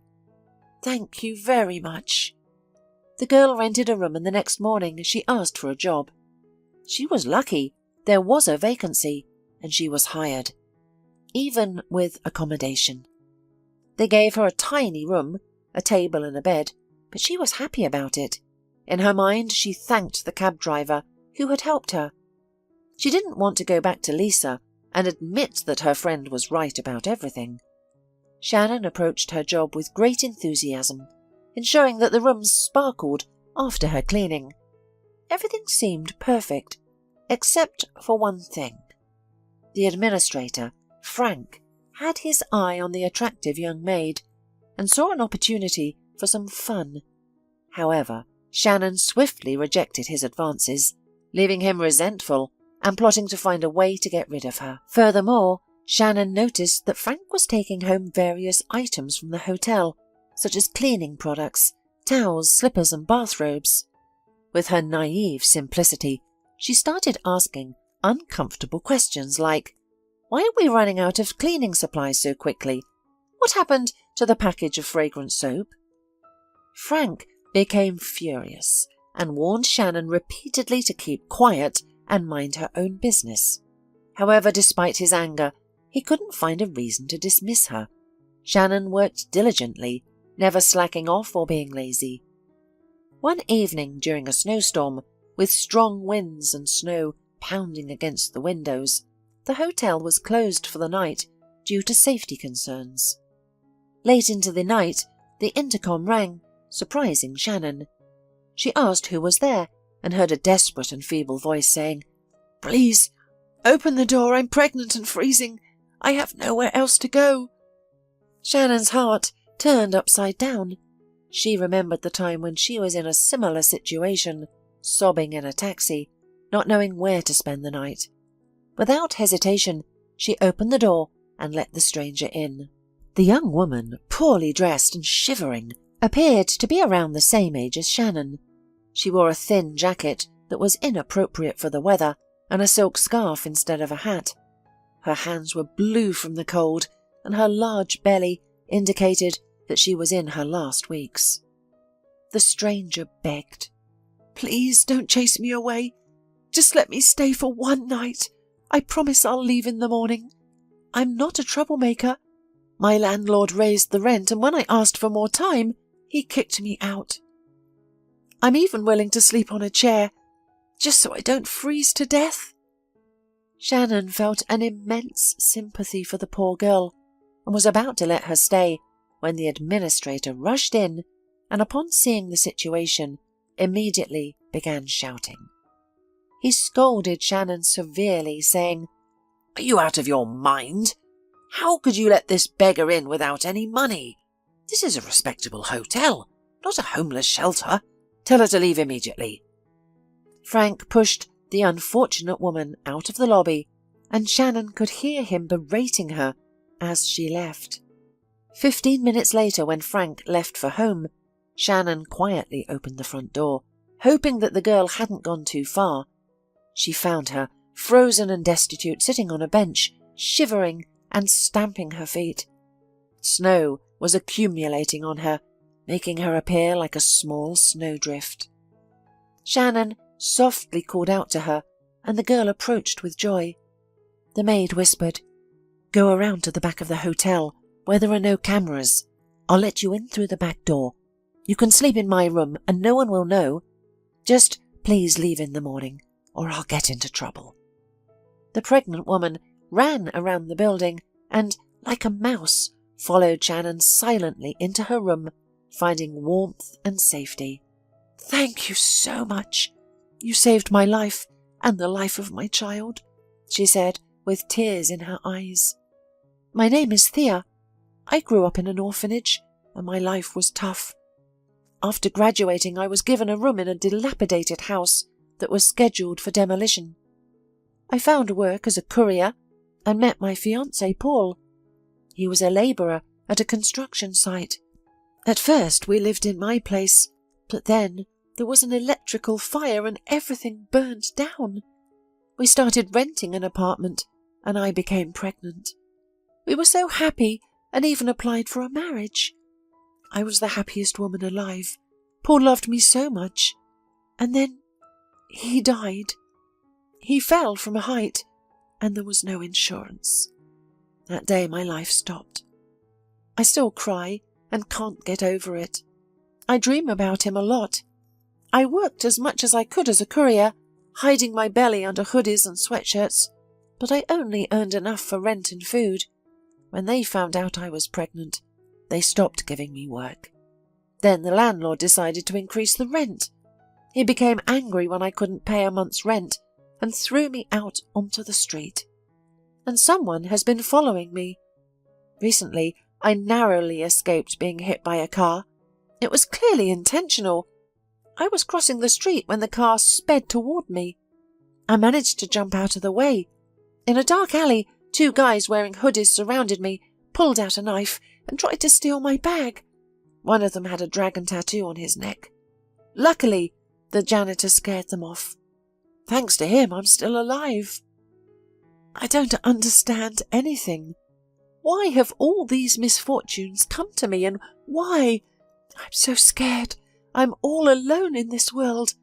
I've never done anything bad to anyone. To tell you the truth, when that man pushed me out of the hotel, I didn't want to go anywhere. I thought it would be quicker to freeze and die and not suffer. I have no strength to fight any further." Shannon only shook her head, and in the meantime warmed tea and made sandwiches with sausage. She handed them to the pregnant woman and said, "Don't cry, Thea. Take it. Eat it. You need it. Have some hot tea. It will warm you up faster. You must have seriously crossed someone's path. Maybe you should go to the police. Lie on my bed. I'll sleep on the floor. We'll get along well together. I understand and sympathize with you. I was on the street myself. I didn't want to live either. My fiancé left me, but kind people helped me, and I gradually got out of it. I moved on. I'm homeless myself. I'm living in a hotel here. So now, let's go to bed. I have to get up early tomorrow, and an hour in the morning is worth 2 in the evening. Good night." But in the morning there was a huge scandal. Frank had come in early for an inspection and was immediately informed that Shannon had let that damn beggar into her room and left her there overnight. Frank was just waiting for this.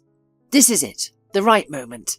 He burst into Shannon's room without knocking and started shouting, "Get out, both of you! Shannon, you're fired. You'll get your paycheck from the accounting department. This is unheard of. It's not enough that we've taken you in, but you think it's okay to bring in all sorts of lousy homeless? What kind of reputation will we have after that? Decent people stay in our hotel. and people like you belong in a lodging house. And you, mother-to-be, also get up on your way out, or else you'll give birth here and we'll be in trouble." Shannon cried, begged him to spare her, swore that this would not happen again. But Frank was relentless. He gave her half a month's worth of wages and fired her. Both girls wandered sluggishly to the bus stop and cried, each in her own way. Thea wailed, "Forgive me, Shannon, it's all because of me. Now you have nowhere to sleep, you've lost your job, I'm so embarrassed in front of you." Shannon thought to herself, "Well, I've done a good deed. I helped a woman in need, but now have a problem because of it. I'm always finding my own adventure. What kind of stupid character am I? I always feel sorry for everyone."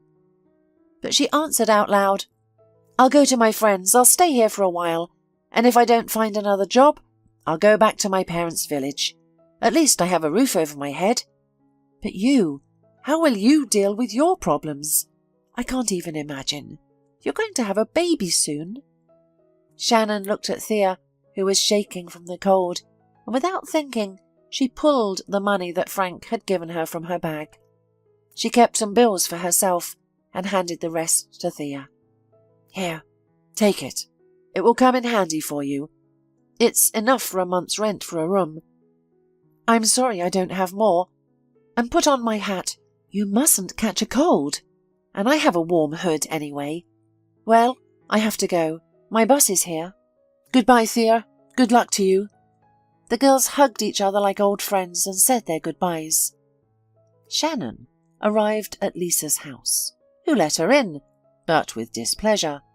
And when she heard all about her adventures, she exclaimed, "Oh, Shannon, you're such a fool. You've made such a mess. You've lost your second job in the capital. But tell me, who is this girl to you? Why did you take her in? You even gave her your last money. How are you going to live your life? And as for your fiancé, I warned you this would happen. When are you going to wise up? By the way, the landlady has already found me a second tenant. She'll be moving in soon, so I can't keep you here for long, I'm sorry." Shannon stirred the tea in her glass, realizing that her friend was right about everything. But she couldn't let a pregnant girl freeze outside and sleep soundly herself. That's just the way she is. Shannon sighed heavily and replied, "I understand. I've burdened you like a snowball.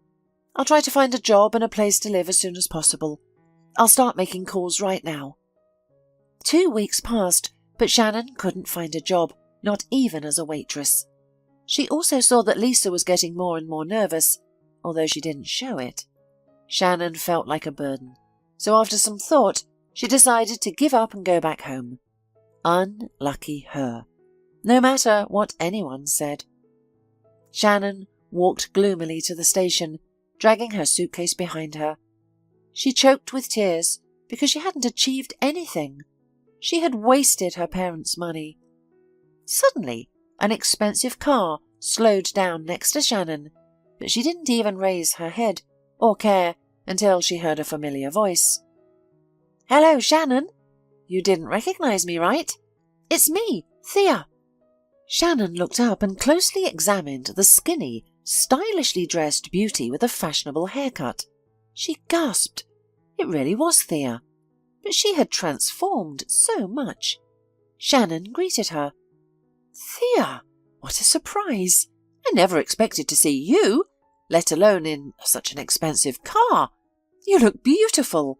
How have you been?" Thea smiled and said, "Get in the car. I'll tell you everything on the way. Something unbelievable has happened to me." Shannon hesitated and replied, "Well, I have a train to catch and I'm going home. The city didn't welcome me. I couldn't fit in, and I can't rely on my friend anymore. I'm ashamed." Thea interrupted her, saying, "We're cancelling your trip and going to my place. Refusing is not an option, or I'll be offended." Shannon was even more stunned and asked, "To your place? Didn't you say you were an orphan? with nowhere to live. Thea laughed. That was true, until a couple of weeks ago. Now I'm a rich heiress, and my father is a millionaire. We live in a country mansion. Come on, get in. I don't like chatting on the driveway. Unable to resist the offer, Shannon got into the car, thinking to herself, I have nothing to lose anyway. What difference does it make when I leave? At least I will hear all the news. When the chauffeur brought the girls to Thea's new home, Shannon was simply astounded by the beauty and luxury. They were greeted by a tall, sickly-looking man who politely said hello. This is my dad, Gavin MacDonald, and this is Shannon, the very saviour who gave me a helping hand at the most difficult moment and saved my life and your grandson's. By the way, where is my little treasure? The man smiled and replied, Don't worry, Tommy is sleeping. The nanny is nearby, everything is fine. Shannon, I'm overjoyed to meet you in person, and sincerely thank you for helping my daughter. I assume you don't know anything yet. Then go and have a chat with each other. I'll look after my grandson. The girls entered the luxurious living room.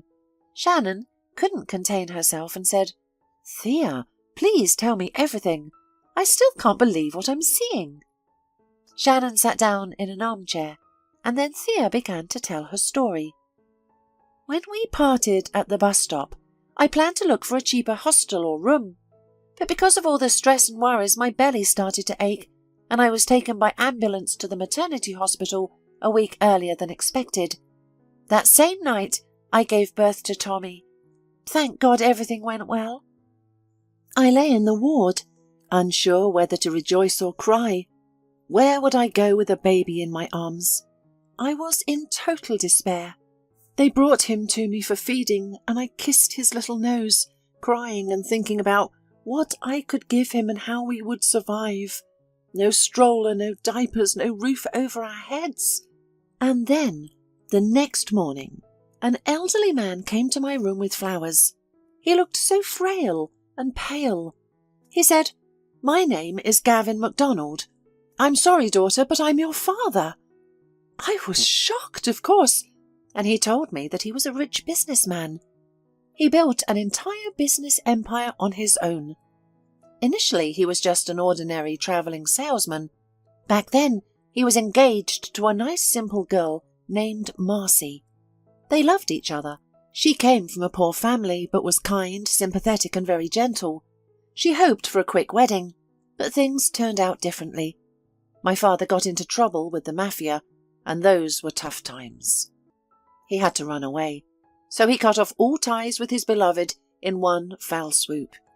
You could say he betrayed her and disappeared from her life without any explanation. He didn't want to involve her in his problems. He decided it was better for everyone that way. Many years have passed since then. Dad built a successful business, and his career was on the rise. He married another woman.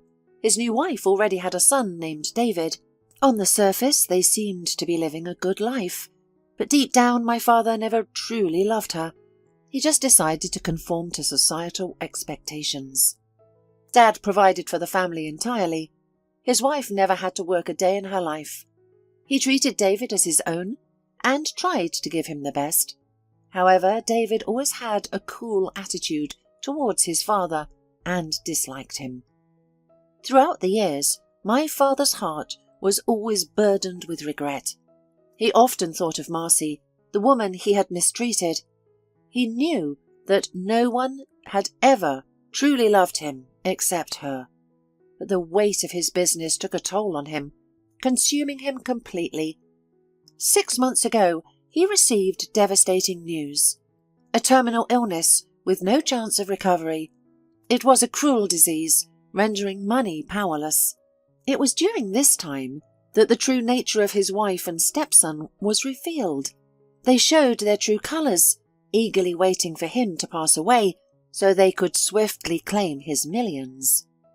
As his health declined, he found himself alone and abandoned, with no one willing to care for him. In this dark moment, he decided to write a will. Amidst the deteriorating family relationships, My father's thoughts returned to Marcy. He wondered about her life, whether she had married or had children. Through detectives, he discovered that Marcy had tragically passed away during childbirth and that their child had been placed in an orphanage. While saddened by the loss of his beloved, my father held on to the hope that he had a biological child. The detectives eventually found me, but it took time.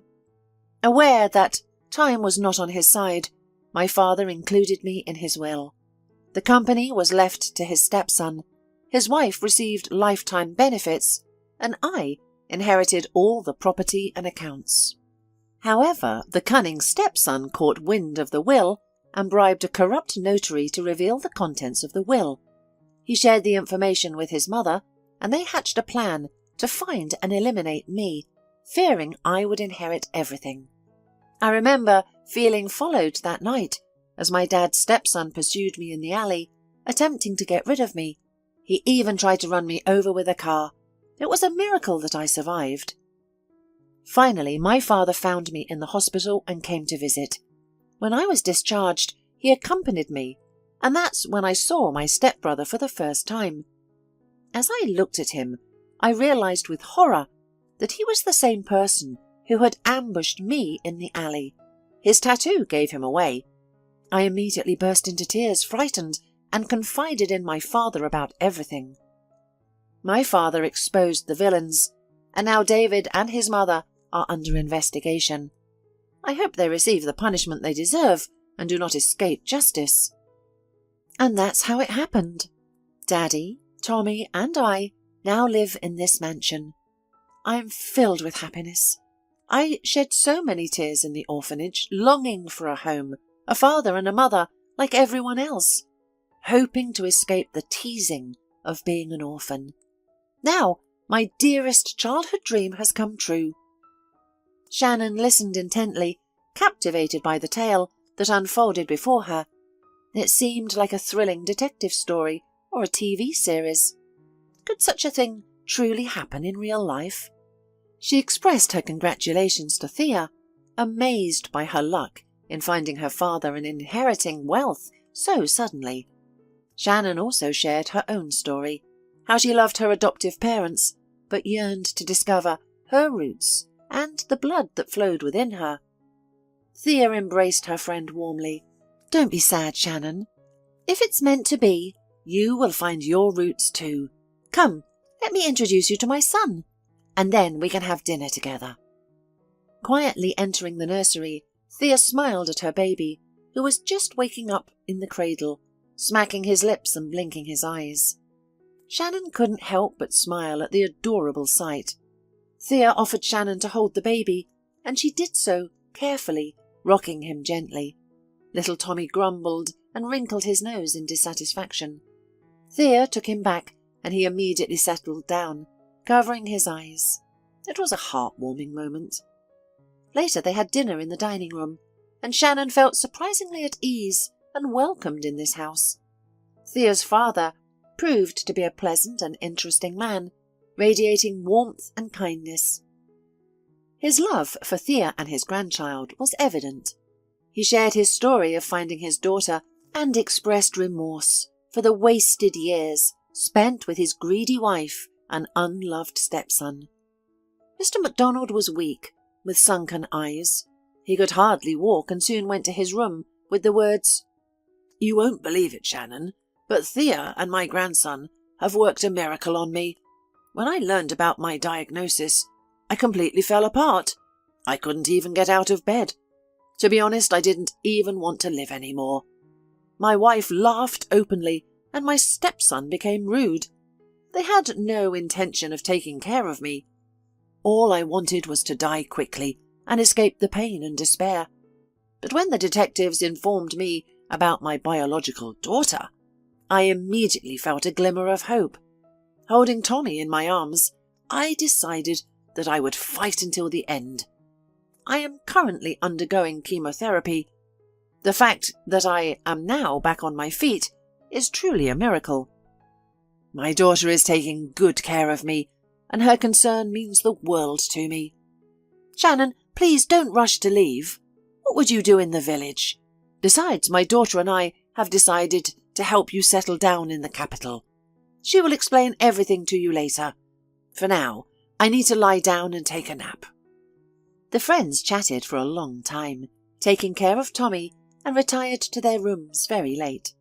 Shannon had not yet experienced such a peaceful and restful sleep in a long time. In the morning, she was awakened by Thea, who spoke mysteriously. "Get up, sleepyhead. Great things are waiting for us. I asked the nanny to watch over Tommy for a couple of hours before feeding. We need to hurry." Shannon rubbed her sleepy eyes and asked, "What's the rush? I don't understand what's going on. Why all the secrecy?" Thea winked and replied, "You'll find out soon enough. Get ready. I'll make us some tea." An hour later they arrived at the same hotel where they had first met. Shannon was confused and said, "Thea, why are we here? I was kicked out. Have you forgotten? They won't take me back. I'm sure of it." I can imagine the unpleasant things that Administrator Frank said to the director. Her friend stubbornly led her inside and smiled enigmatically. They entered the director's office, which was empty. Thea said, "Take a seat. This is now your office. I think it's a cozy workspace. My father and I bought this hotel, and now you are its rightful owner. Do you still think you shouldn't stay in the capital?" Shannon was shocked, tears welling up in her eyes. She exclaimed, "Thea, is this some kind of joke? Are you playing a prank on me? I can't believe it." Her friend showed her the documents and said, "We will finalize everything today. That's why I've been looking for you. This, Shannon, is my way of saying thank you. When you were homeless and penniless, you selflessly helped me when I needed it most. You saved a stranger from death without hesitation. That's why I am grateful to you. My dear, there is no one like you in the world. Thank you. I believe you will be a great leader, honest and fair. So go ahead. I wish you the best of luck." Shannon rushed to hug her friend and whispered, "Thank you, Thea. I will never forget this. Can we start tomorrow? The first thing I want to do is get rid of that obnoxious receptionist. I've seen him steal everything, even toilet paper. I don't need that kind of staff." Shannon took charge seriously. She reorganized the entire staff, retaining only the best employees. She scrutinized all the reports and often stayed late at her new workplace. The staff looked at her with respect, eager to please her. Frank repeatedly pleaded for leniency and to be rehired, but Shannon remained firm. Initially it was challenging for her, as she had little experience in business and often sought advice from Mr. MacDonald.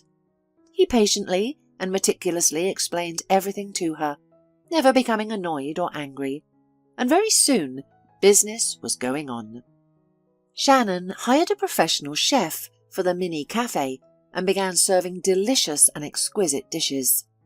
They also created a comfortable lounge area where guests could relax, have a cup of coffee, and engage in discussions. Discounts were offered to frequent customers, and a website was launched for advanced seat reservations. These efforts paid off, and there were never any vacant rooms. Shannon's life was transformed, painted with vibrant and new colours. She and Thea became the best of friends, and Shannon became Tommy's godmother. Shannon earned a decent income, rented an apartment, and sent a significant amount of money to her foster parents. At first her mother was worried. "Daughter, tell us the truth. Where did you get all this money? It's strange. Suddenly you have a rich friend who makes you the head of the hotel. It sounds like a fairy tale. We're excited, dear." Shannon laughed over the phone and replied, "Mum, when have I ever lied to you? It's all true. I can hardly believe it myself. Just be happy for me." Mr. MacDonald had been persistently undergoing treatment all this time. One day, Thea shared with him that Shannon wanted to find out something about her parents. The businessman thought for a moment and replied, "You know what? Let me involve my team again. They can search through the archives of the orphanage where Shannon was before getting a new family." A week later, the shocking truth was revealed. Shannon hurried to Mr. MacDonald's hospital because Thea said, "It's very urgent." She was worried that things with Thea had taken a turn for the worse. However, when Shannon entered the room, she saw Thea and her father glowing with happiness. "Well, hello, sister. I knew from the very first time we met that you were more than just a friend to me.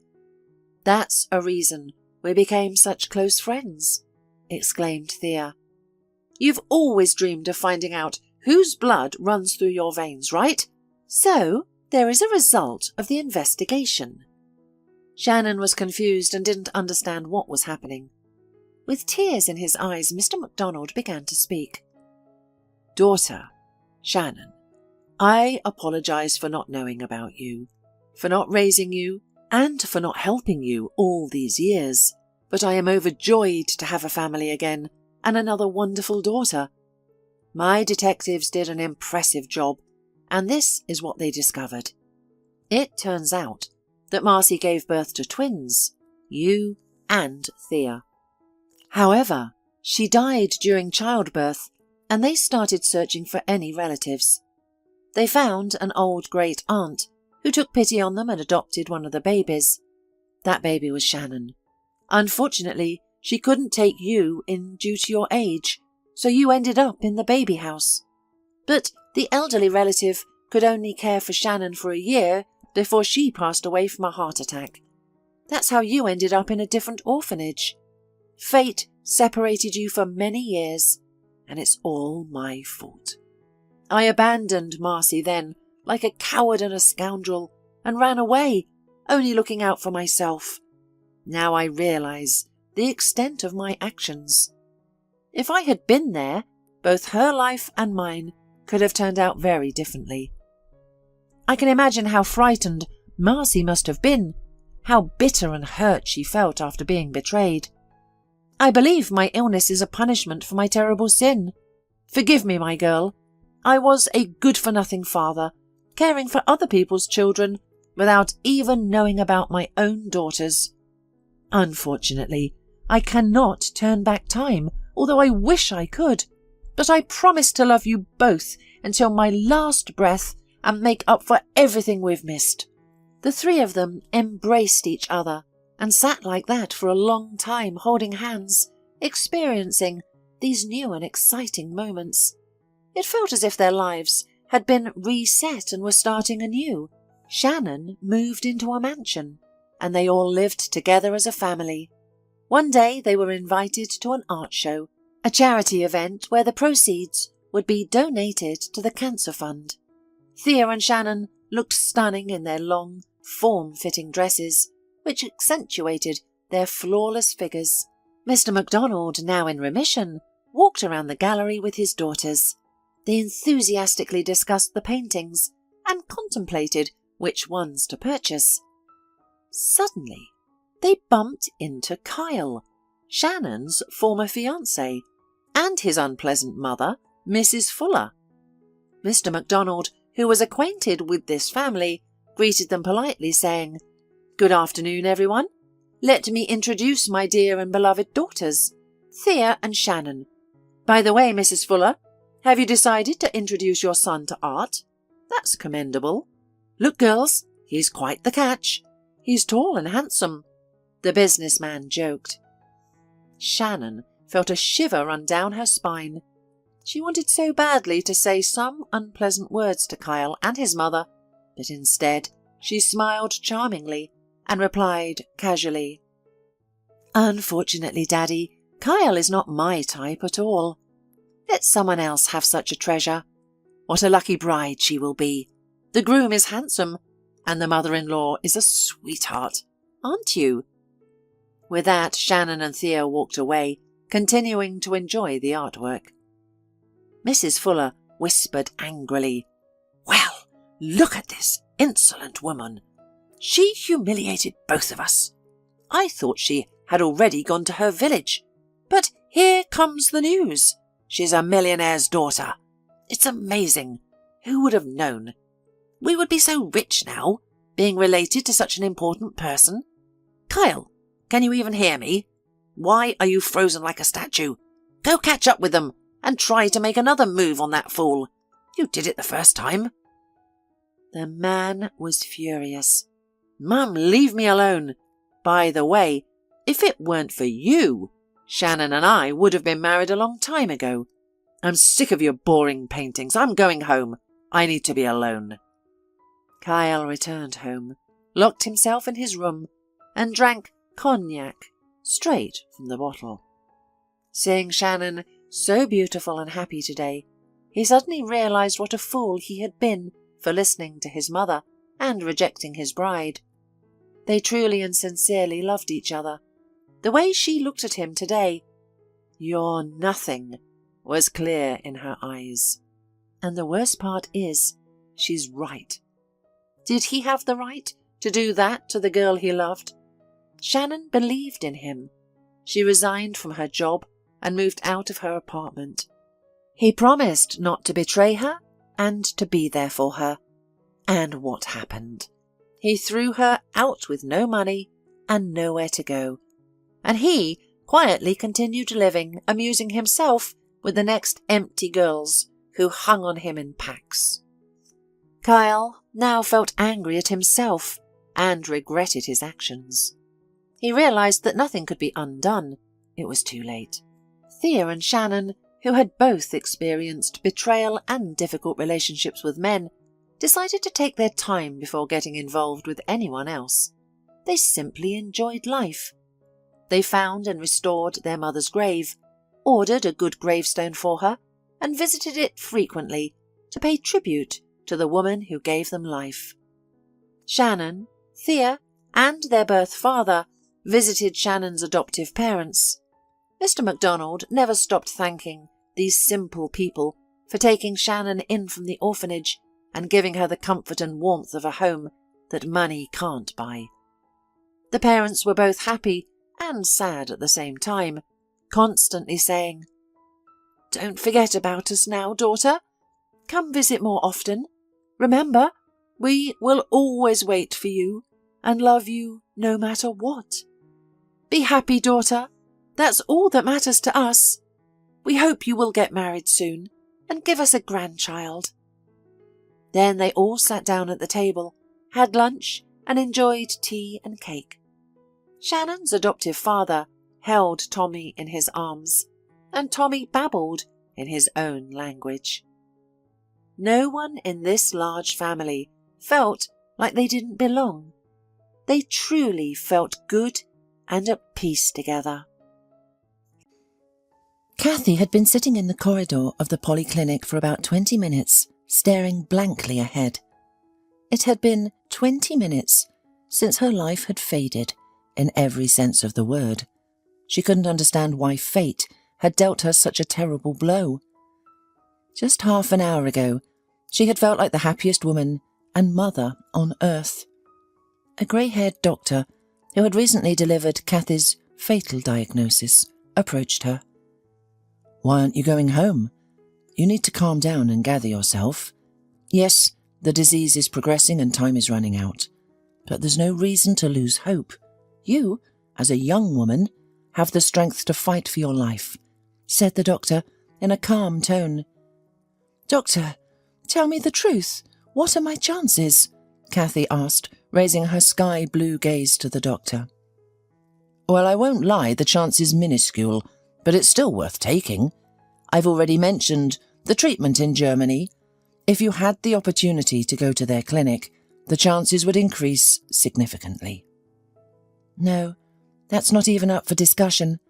My husband and I never had that kind of money," Kathy replied, lowering her head. "All right then. We'll proceed with the surgery here. Please go to the hospital tomorrow. Every minute counts. Now, I apologise, but I must hurry," said the doctor. Kathy had been unlucky in life since birth. She never knew her father, and had no pleasant memories of her mother. The image of her dishevelled, unkempt mother with a perpetually swollen face, who inexplicably hated her own daughter, was all that Kathy could remember. Her mother had abandoned her at the train station when she was just 6 years old. Kathy was brought up in an orphanage. Her child was as dark and grey as her life with her mother. But everything changed instantly. After graduating from school, Kathy met her future husband, Jim. Jim was remarkably handsome, with bright blue eyes framed by long, thick eyelashes that would make any woman envious. His manly face always radiated a kind and open smile. Not long ago, Jim had moved to the capital from the village. His army comrade arranged a job for Jim as a guard for a wealthy man who collected various art objects. Kathy and Jim's relationship developed quickly. After 6 months, they realised they wanted to spend their lives together and quickly got married. Jim treated Kathy with great reverence. He adored his beloved, and after the birth of their son, felt that his family was the happiness every man dreams of. Kathy's cell phone interrupted her thoughts, causing her to startle awake. It was Jim calling. "Hi," Kathy answered.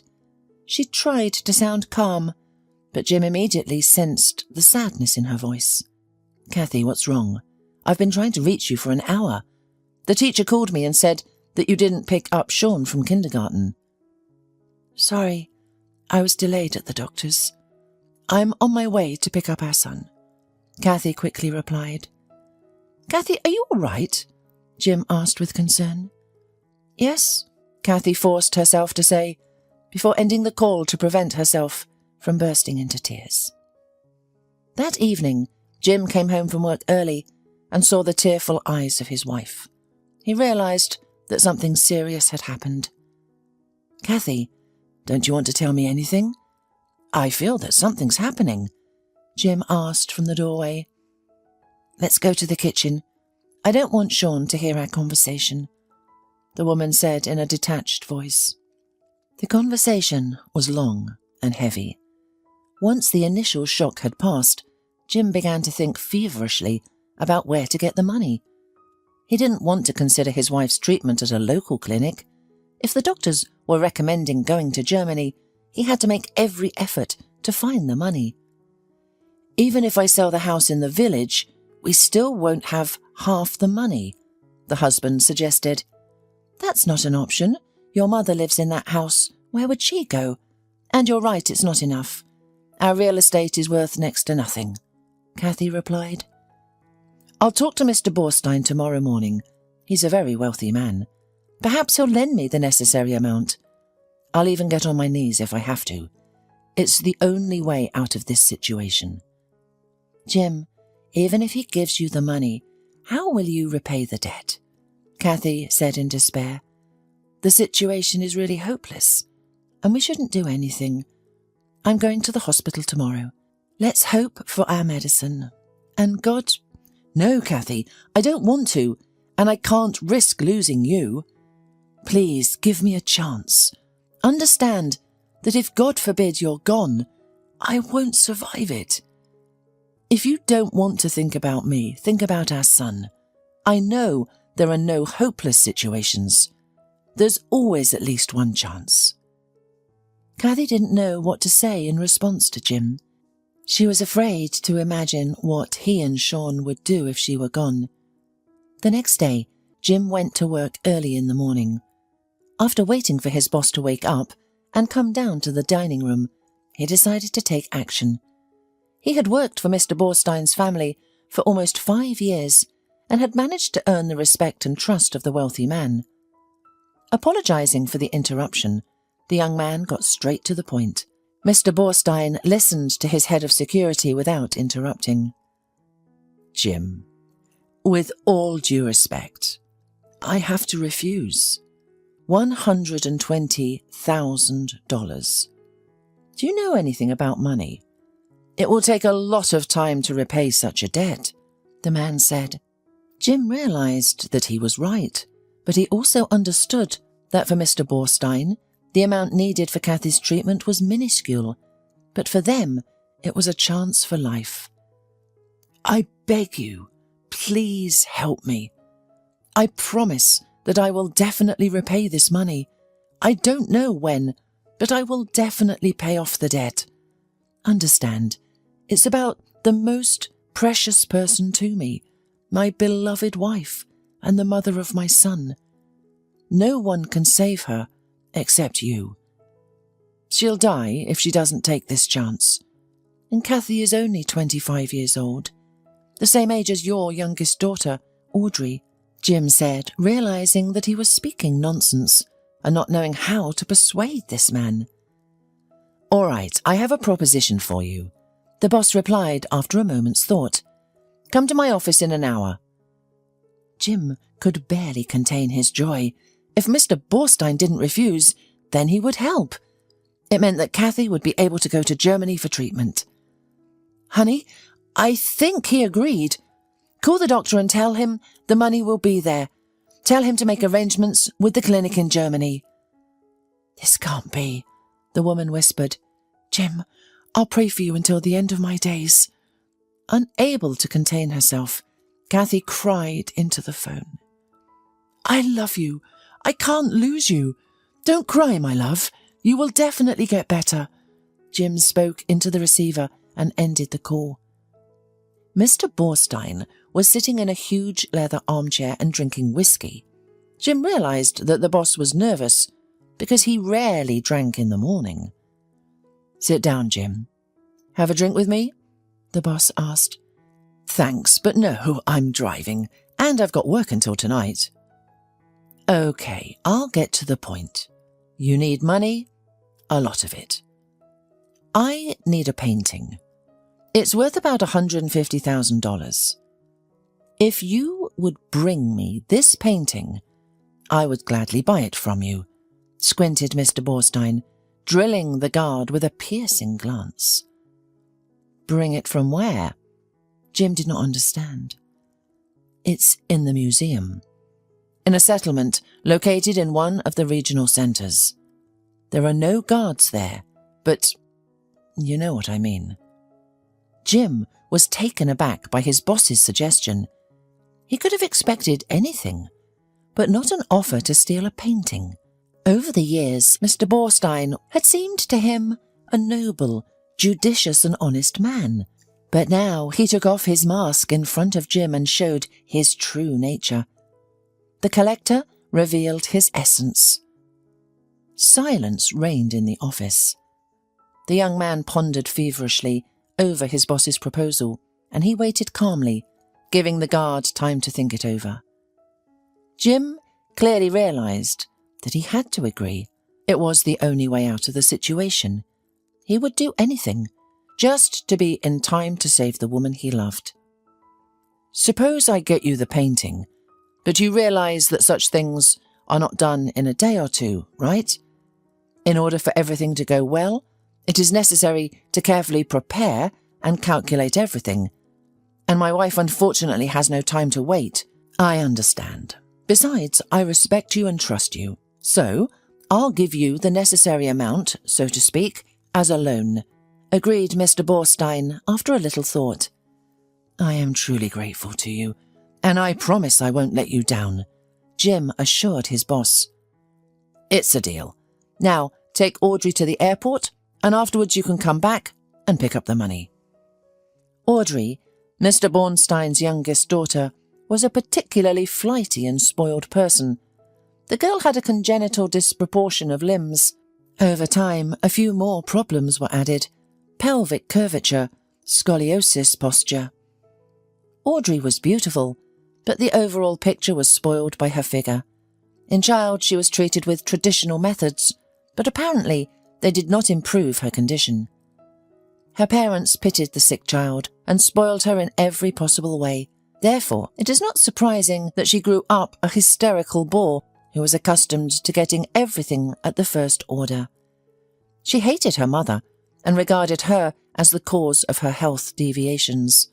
She also hated her older sister, who was stunning, with an enviable figure and long, slender legs. Audrey had no friends, and even her father's wealth did not help her in her personal life. Most guys looked at her with pity, and some with mockery. "Going to the islands again?" Jim smiled, helping Audrey into the car. "Yes, this time to Hawaii," the girl bragged. "You can't imagine how great it is there. So much exoticism, contrast. If you left your boring wife, we could travel together." Jim froze, not expecting his boss's daughter to be so bold. Yes, he had noticed the way Audrey looked at him on several occasions. He realized that she liked him very much. For him, it was nothing new.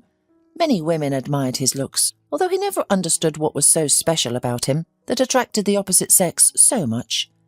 "Hey, Audrey, where were you before?"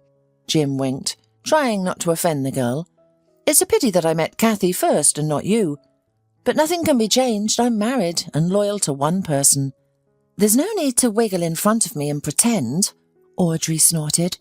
"I overheard your conversation with my father, and I know that your wife is sick, and you're looking for money for treatment. I could ask my father for that amount for her, but you'd have to leave Kathy and marry me. Agreed?" "Weren't you taught that eavesdropping is not good?" marvelled the man. "I'm sorry, Audrey, but I'll deal with my own problems. I don't need your help." Audrey pouted her lips and turned away to the window, showing with her entire demeanour that she was very offended by Jim. Jim was shocked by the cocky and arrogant young woman, wondering how she had overheard their conversation with the boss. After taking Audrey to the airport, Jim drove back to his boss. He wanted to have the necessary sum of money in his hands before calling Kathy with the happy news. Mr. Borstein was in his office when Jim entered. Silently, he opened the safe and put several stacks of $100 bills on the table after a minute. "Send your wife abroad and get down to business. Consider this a service leave. I hope, Jim, you won't disappoint me. Otherwise, it will be your own fault," the man said. "Don't worry, I won't let you down, and thank you for your help," Jim replied, taking the money and leaving the office. 2 weeks later, Kathy left for the German clinic. Credit must be given to her doctor, who quickly arranged everything with his German colleagues and handled all the necessary paperwork. Jim didn't tell his wife about his dealings with Mr. Borstein. He had to lie and say that the boss showed leniency and generosity, deciding to help Kathy for free. "My dear, if I don't come back, please promise me that you'll never let anyone hurt our Sean," Kathy cried at the airport. "What are you talking about?" Jim frowned, understanding exactly what his wife meant. "If I don't make it, sooner or later you'll meet another woman. That's normal. A man shouldn't be alone. But please, don't leave our son, and don't let this woman hurt him." "Kathy, calm down right now, and don't even think about anything bad," Jim shouted at his wife. "Remember what the doctor said. Having a positive attitude and faith in healing greatly increases the success of treatment. Why are you talking about some non-existent woman who can never replace you? Even if something were to happen to you someday, I would never abandon my son, and I certainly wouldn't bring him a stepmother. Honey, you will come back.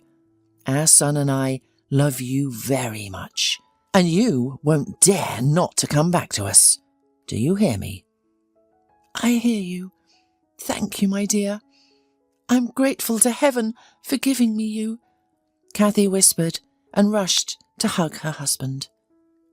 Jim was about to get into the car when he heard a familiar female voice calling him.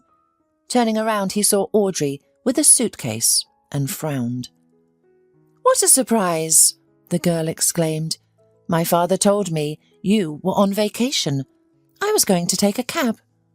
"Hello, Audrey. How was your vacation?" Jim tried to be polite to the insolent girl. "You're right. I'm on vacation. I just saw my wife off." "At last, you're free from this burden," the girl rejoiced. "Take my suitcase and let's go. I'm tired after the flight, and I want to take a bath soon." "First, my Kathy is not a burden. She is my beloved woman.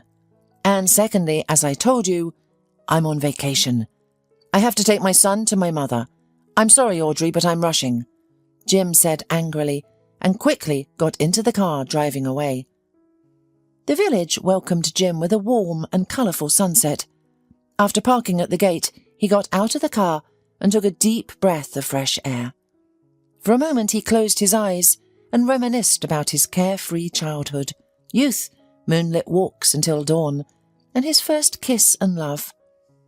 It's been a long time, he thought. The gate creaked softly, and Jim smiled when he saw his mother rushing to hug her. "Son, what took you so long? I was getting worried. How's Sean? How did he handle the journey?" Sarah asked, her smile fading instantly. "Sean feels best of all," Jim laughed. "He fell asleep on the way out of town and is still sleeping." "Sonny, what happened to Kathy? Don't spare me. Tell it like it is," Sarah asked, and the smile immediately fell from her lips. "The situation is serious, but there's still a chance. Mum, let's talk later. I'm exhausted." "Okay, I'm sorry. Take my grandson and let's go inside. I've prepared dinner," Sarah said. Jim was Sarah's only son. He was born out of wedlock, and at the time, his mother had a very difficult time. Sarah was fired from her position as a math teacher. They claimed that a woman with her reputation had no place in a school among children. But Sarah didn't give up. For the sake of her son, she pulled herself together and devoted her whole life to him. A little later, she was offered to return to work and school, but she refused. She couldn't forget the unfair insults, squabbles and slanted glances. Sarah lived with her parents and found a job in the library, leading a modest lifestyle. The identity of Jim's father remained a mystery to everyone, as Sarah didn't even disclose it to her relatives. As a child, Jim often asked where his father was, but Sarah always gave the same response: "He left forever." Now Sarah lived alone, and she was delighted that her grandson would be living with her for a while. Jim talked to his mother until dawn, sharing everything, except the fact of what he was going to do in exchange for money for Kathy's treatment. After a couple of hours of sleep, he said goodbye to his mother and son and headed to a small town where the boss's desired painting was located. By evening, he arrived and checked into the town's only hotel before going to a cafe for a meal. Afterward, he walked to the museum and observed that the building had an alarm system, but no night guard. Returning to his room, he contemplated his next steps. The next morning, Jim decided to visit the museum, the town's only attraction. Without a plan of action yet, he went to explore. "Good morning. It is a pleasure to welcome you to our museum. My name is Robin, and I am the tour guide. I would be honoured to introduce you to our collection of paintings," said the friendly blonde guide as she approached him. "To be honest, I don't want to trouble you," Jim smiled. "I decided to pass the time and, out of curiosity, I stopped by your museum." "Oh no," exclaimed Robin. "For me it's not just a job. It's my life's work. I simply adore art, and even have a few paintings of my own." "Really?" Jim acted surprised. "Well then, I'd be honoured to spend time in your company." Half an hour later, Jim and the guide were chatting like old friends. Robin enthusiastically described each painting, adding vibrant colours to even the most ordinary canvases that didn't evoke any emotions in Jim. He couldn't understand how one could admire a painted apple on a white saucer. When they reached the painting he needed, Jim focused. "It's a French painter from the end of the 19th century. Robin tried to convey the uniqueness of the artwork. "The painting is estimated to be expensive. Unfortunately, it is not well known among art admirers. Only a few knowledgeable collectors recognise its true value." "And is it possible for anyone to acquire it?" Jim inquired. "No way. This painting is the pride of our museum, and naturally, it's not for sale at any price," said Robin confidently. "We are honoured to own this unique masterpiece. It has a long and fascinating history. If you're interested, I can tell you sometime about how it came to be in our museum." "Thank you. I've gained so much useful and informative information during this hour." Jim smiled his disarming smile. If I have a free moment, I'll definitely come back for another look. But for now, I'm sorry, I'll have to excuse myself. I have a meeting with a business associate, scheduled in half an hour." "It's a pity you're leaving already," Robin said sadly. "I still haven't shown you everything. By the way, you're not from around here, are you?" "No, our company is expanding and plans to have an office in your beautiful town. I'm in the process of making that happen." "I knew right away you were a businessman, and you know nothing about art." The guide laughed good-naturedly. "I can see you're not easily fooled." Jim played along. "You're right. I can see through people," replied Robin coquettishly. "Robin, I don't mean to be forward, but may I ask what you're doing tonight? The thing is, I don't know anyone in your town, and my evenings are very dull. Perhaps we could have dinner together?"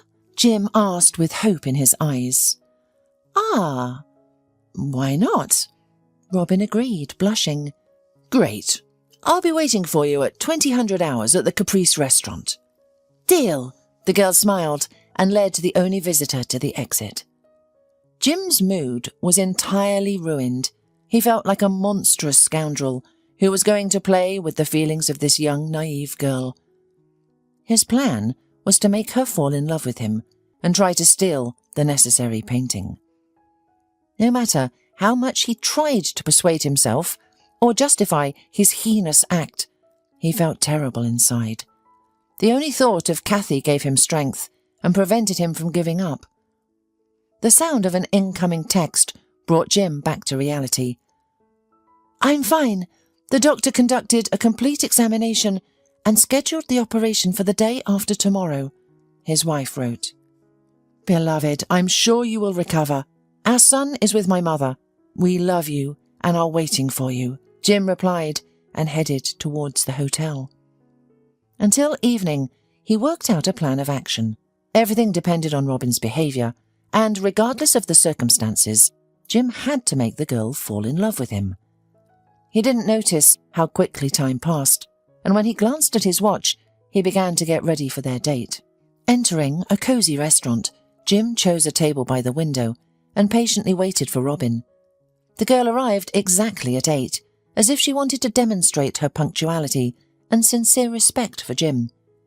They placed their order and spent a wonderful evening in a relaxed atmosphere. "Robin, tell me about your work and paintings," Jim smiled. "To be honest, I don't have anything interesting to share. I graduated from college and have been working at a museum for a year and a half. I live with my grandmother, who has raised me since I was 3 years old. My parents passed away when I was young, and I don't remember them at all. That's basically my whole life. You could say it's been quite measured and boring. What about you? Why don't you tell me about yourself?" Robin replied. "Well, I don't have anything special to boast about either. Just like you, I studied at college, and now I'm focused on my career. I'm not married, as I feel there hasn't been time for that yet. I believe a man should establish himself first, before considering family and children. My only family is my mum, who lives in the village. I work in the capital and recently bought an apartment." Jim lied without hesitation. "So, you could say you're already well established." The girl laughed. "Yes, you're right.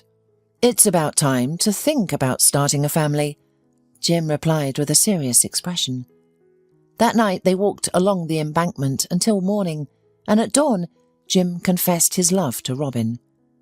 The girl blushed for a moment, then buried her face in the man's chest, holding back tears of happiness and joy. "You know, I never believed in love at first sight, but now I realize that it truly exists," Robin whispered. "To be honest, I've fallen deeply in love. I can't even imagine how I lived all these years without you," Jim lied, playing his role perfectly. "Robin, I want you to be my wife, to be the mistress of my home and my life. Do you agree?" "I don't know," the girl replied confused. "I mean, of course I agree, but it feels too sudden. We've only known each other for a few hours," Robin stammered.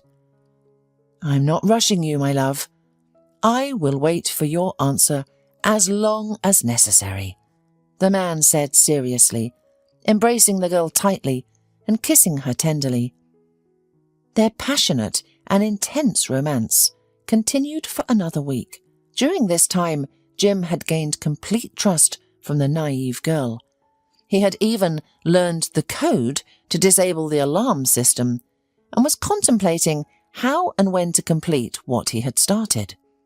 He also got wonderful news from Kathy. She had undergone a major operation, and every day her condition improved, and her attending doctor even made optimistic predictions about her recovery. Jim was happy. God had shown mercy to their family and granted Kathy a second chance at life. At the same time, he berated himself and found no peace day or night. After all, he was deceiving Robin, a beautiful, honest and open-minded girl. The last thing Jim wanted was to cause her heartbreak, but he saw no other way out. He had to steal the damn painting to pay off his boss. Mr. Borstein was a grave man. He was tough and unforgiving when it came to debts. Jim realized that if he didn't complete his assignment, this man would wipe him and his family off the face of the earth. And the man couldn't let that happen. He was determined to ensure that Kathy and her son would live happily ever after. "Jim, can't you hear me?" asked Robin, noticing that her beloved man seemed lost in thought. "I am sorry, my dear. I was just deep in thought. There were some work issues." Jim smiled and placed the cup of cooled coffee on the table. "Is it something serious?" the woman asked anxiously. "No, everything can be resolved, don't worry. I wanted to mention that Granny is expecting us for lunch. I've already told her everything and she's very excited to meet you. In the evening, Grandma will leave to visit her sister in the village, so we can spend the night at my place and have some time together," she said. "Wonderful," rejoiced the man. "Honestly, I'm tired of this hotel." Jim couldn't help but think that everything was going to work out just fine. After all, tonight was the night he planned to steal the painting and escape from this town that had become boring for him. Mrs. Porter turned out to be a very kind old lady. She treated Jim just like her own grandson and served him delicious pies. She didn't ask the guest any unnecessary questions. She was a tactful and wise woman, open and kind, just like her granddaughter. "How difficult it is to deceive these people," thought the man, savouring the delicious raspberry tea. After lunch, Mrs. Porter hurriedly excused herself and left for the village for a few days. It seemed she did it deliberately, giving the couple a chance to be alone together. Jim and Robin decided to take a walk along the embankment. They returned home close to midnight. The man volunteered to prepare dinner for Robin. He made a Greek salad and brewed tea. He discreetly added sleeping drops to the girl's cup, as she needed a sound sleep that night. After dinner, Robin suddenly felt unwell. Her legs turned to cotton and her eyelids grew heavy.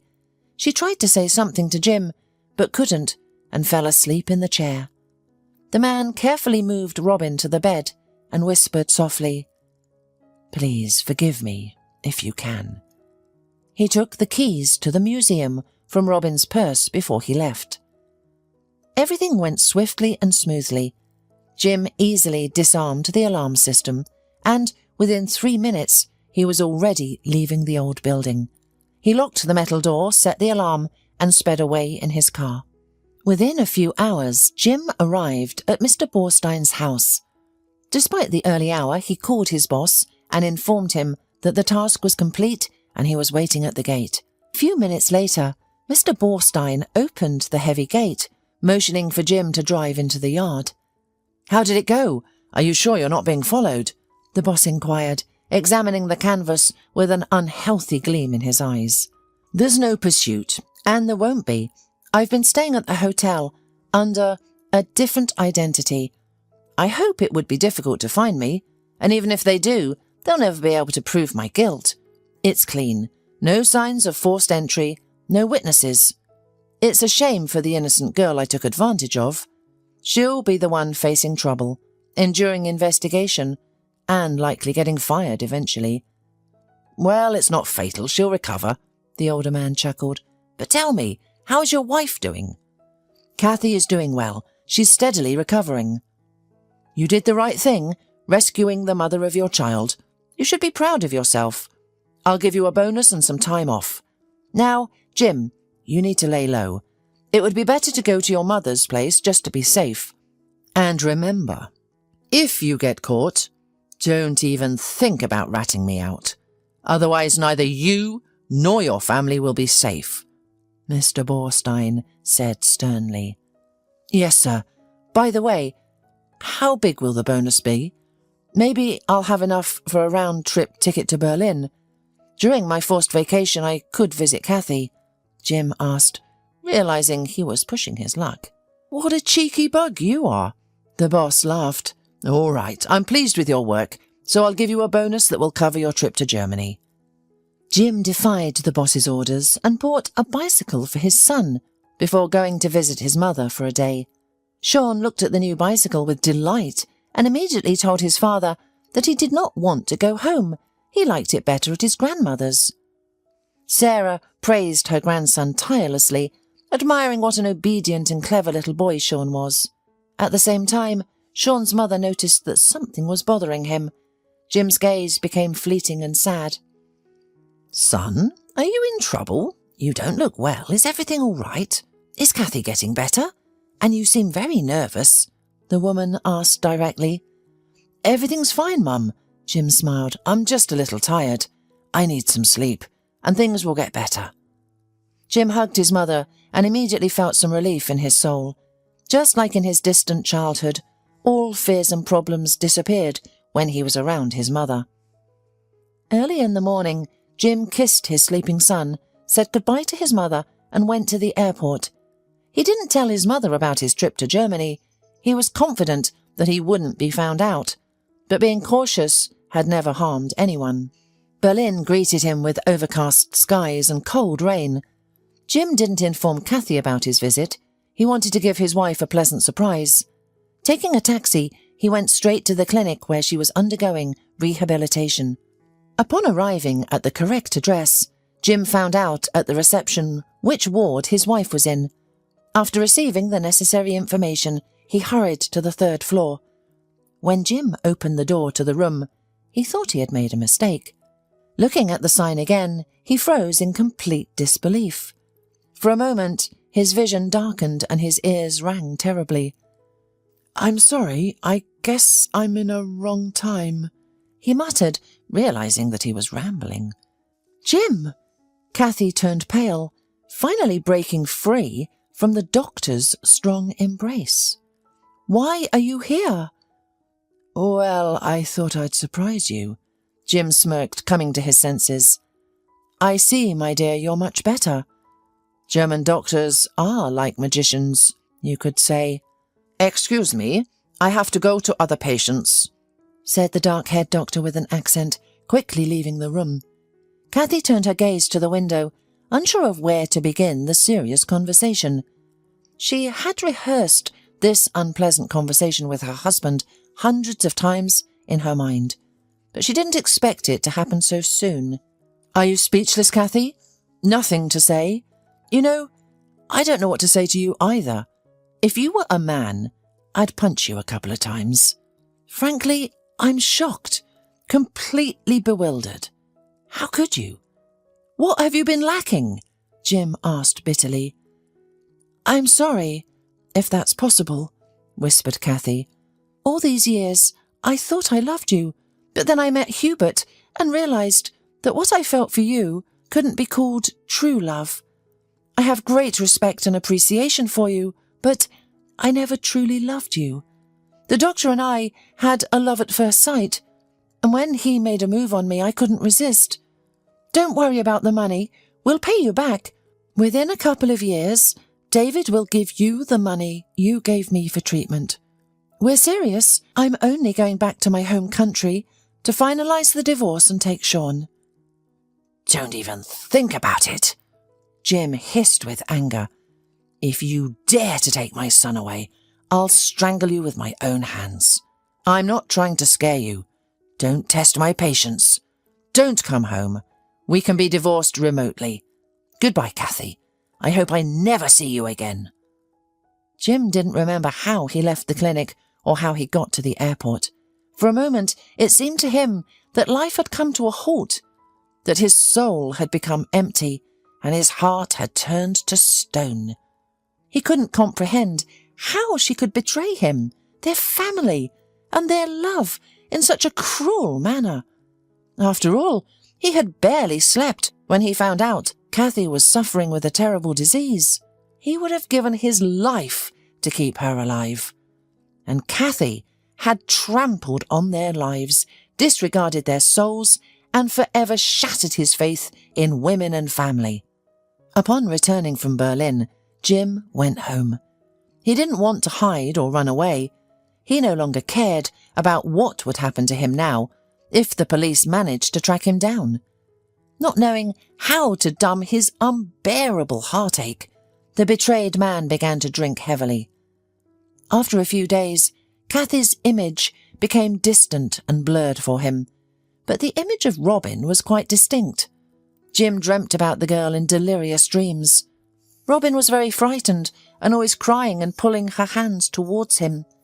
Jim wanted to comfort the unhappy girl, rushed towards her, but immediately woke up, falling into the dark abyss. His mother's call brought him back to life and reality. "Son, we had a misfortune. I broke my leg and cannot cope with the household and grandson alone." "I'll be there tonight, Mum. Hold on," Jim said confidently, and went straight to the bathroom to clean up. A few hours later, Jim rushed to his most beloved people. The news of his mother's fracture had literally brought him back to life. He berated himself for giving in to weakness and almost ending up on the bottom because of the woman who didn't deserve it. Realizing that he had a mother and a son who needed him, Jim decided to pull himself together. He resolved to remove the cheating woman from his head and heart and give love and care to the people who truly deserved it. Seeing her son, Sarah immediately sensed that something terrible had happened. Jim had lost 10 kilograms, become gaunt, and had the first grey hair appearing on his temples.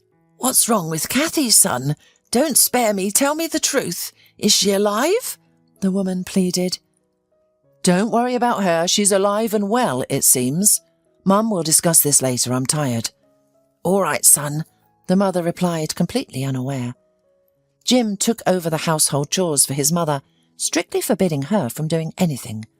In the evenings, he went fishing with Sean. The boy was thrilled with rural life and repeatedly expressed his desire not to return to the city. Strangely enough, he never once mentioned his mother, as if Kathy had never been a part of his life. "Son, what if Mum and I were to live separately? Who would you want to live with, Mum or me?" Jim asked cautiously. "With you and with Grandma," answered the little boy without hesitation. "Don't be a flatterer, tell the truth," laughed Jim. "I'm not pretending, Dad. You and Grandma never yell at me, never hit me with a belt. And Mum is mean. I'm afraid of her." Sean frowned. "Son, are you telling the truth? I've never seen Mum hit you with a belt." "I'm not lying." The boy stood his ground. "She used to hit me when you were at work, and she wouldn't let me tell you. She said she would punish me." Looking into his son's eyes, Jim realized he was telling the truth. It turns out that for several years he had lived with a deceitful woman who punished and abused their son in his absence. She pretended to be a loving wife while secretly running away from him at the first opportunity. "Don't worry, son. I won't let Kathy take you away, and I won't let anyone hurt you," promised Jim, hugging his son tightly. Upon returning home, Jim noticed that his mother was confused and clearly worried about something. "Kathy called me. She said she would come for Sean in a week," the woman said in a trembling tone. "Jim, please explain to me what's going on. Kathy said she had some things she needs to take care of." "She cheated on me with the doctor who was treating her. She's going to stay with him in Germany, and wants to take Sean." "My God, that can't be. She's out of her mind. How could Kathy betray you? After all, you adored her. You were ready to do anything for her," exclaimed the woman, unable to hold back her tears. "Mum, don't cry. Kathy is a bad person. You shouldn't get upset and cry because of her. She won't take our son. I won't let her have him. If necessary, I'll go to court and seek to have her parental rights revoked. I'll take Sean away for a while. This person will come here sooner or later, and I don't want the child to be anxious or witness unpleasant conversations." "By the way, Jim, Sean has repeatedly complained that his mother treats him roughly. He said she often hits him and threatens him with punishment. Is this true?" Sarah asked. "Apparently, it is true. She never allowed herself to mistreat him in my presence, but I remember that Sean was indeed afraid of her. I don't understand one thing. How could I have overlooked it?" "No wonder. You loved her and treated her blindly. Son, where are you taking Sean?" "I don't know yet. I'll definitely think of something. I don't care where we go. The main thing is to hide him from his mother." "Jim, I think I know where you should go. Please listen to me without interrupting. I've never told you about your father, but I guess we can't do without his help," Sarah said, lowering her head.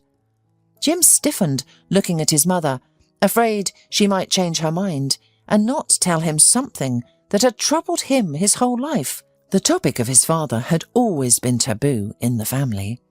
"A long time ago," the woman began her story, "Gregory came to our village for his cousin's wedding and stayed for 2 weeks. We met at the wedding. When I met him, I felt a rush of emotions that turned my world upside down. It was love at first sight, a love that would last a lifetime. I lost track of time and reality, as if I were in paradise with only him. Your father was very handsome. You looked just like him. He was very charming and spoke beautifully. I became completely infatuated and thought of nothing but him for 2 weeks. Gregory promised to take me with him and that we would definitely get married. He confessed his love and then disappeared without even saying goodbye. Later, I found out he had a wife. He had cruelly deceived me, but I have no regrets because from this love I got you. 2 years ago, Gregory came to his aunt's funeral. Strangely enough, he hadn't forgotten about me and came to apologize for his deception. He said he had truly fallen in love with me and couldn't control his feelings. We sat in the garden, drank tea and talked for a long time. At first, I didn't want to tell him, but eventually I admitted that he had a son. Gregory was overjoyed by the news. It turned out he had been lonely at that time. His wife had passed away a few years ago, and they didn't have any children. He began asking to meet you, but I refused, saying you didn't need a father because you were already a father yourself and stood firmly on your own. Gregory asked me to reconsider and not be so categorical. He left his address and phone number, saying he would wait for you. I think you and Sean should go to him. Jim remained silent. His head was spinning from the information he had just received. This was roughly how he imagined the story of his birth. Should he be angry at his father? Probably not. Many people make mistakes when they are young, and it wasn't his place to judge his parents' mistakes. Call my father and ask if he's ready for me and his grandson, Jim said confidently. Stepping onto the platform of an unfamiliar southern town, Jim took his son's hand and looked around. They recognized each other instantly, even though they had never seen each other before. Gregory blushed and hesitated for a moment, but then pulled himself together, smiled, and approached his family. So, how was your trip, guys? Great. For Sean, the trip was like a little adventure. It was his first time travelling by train, Jim replied.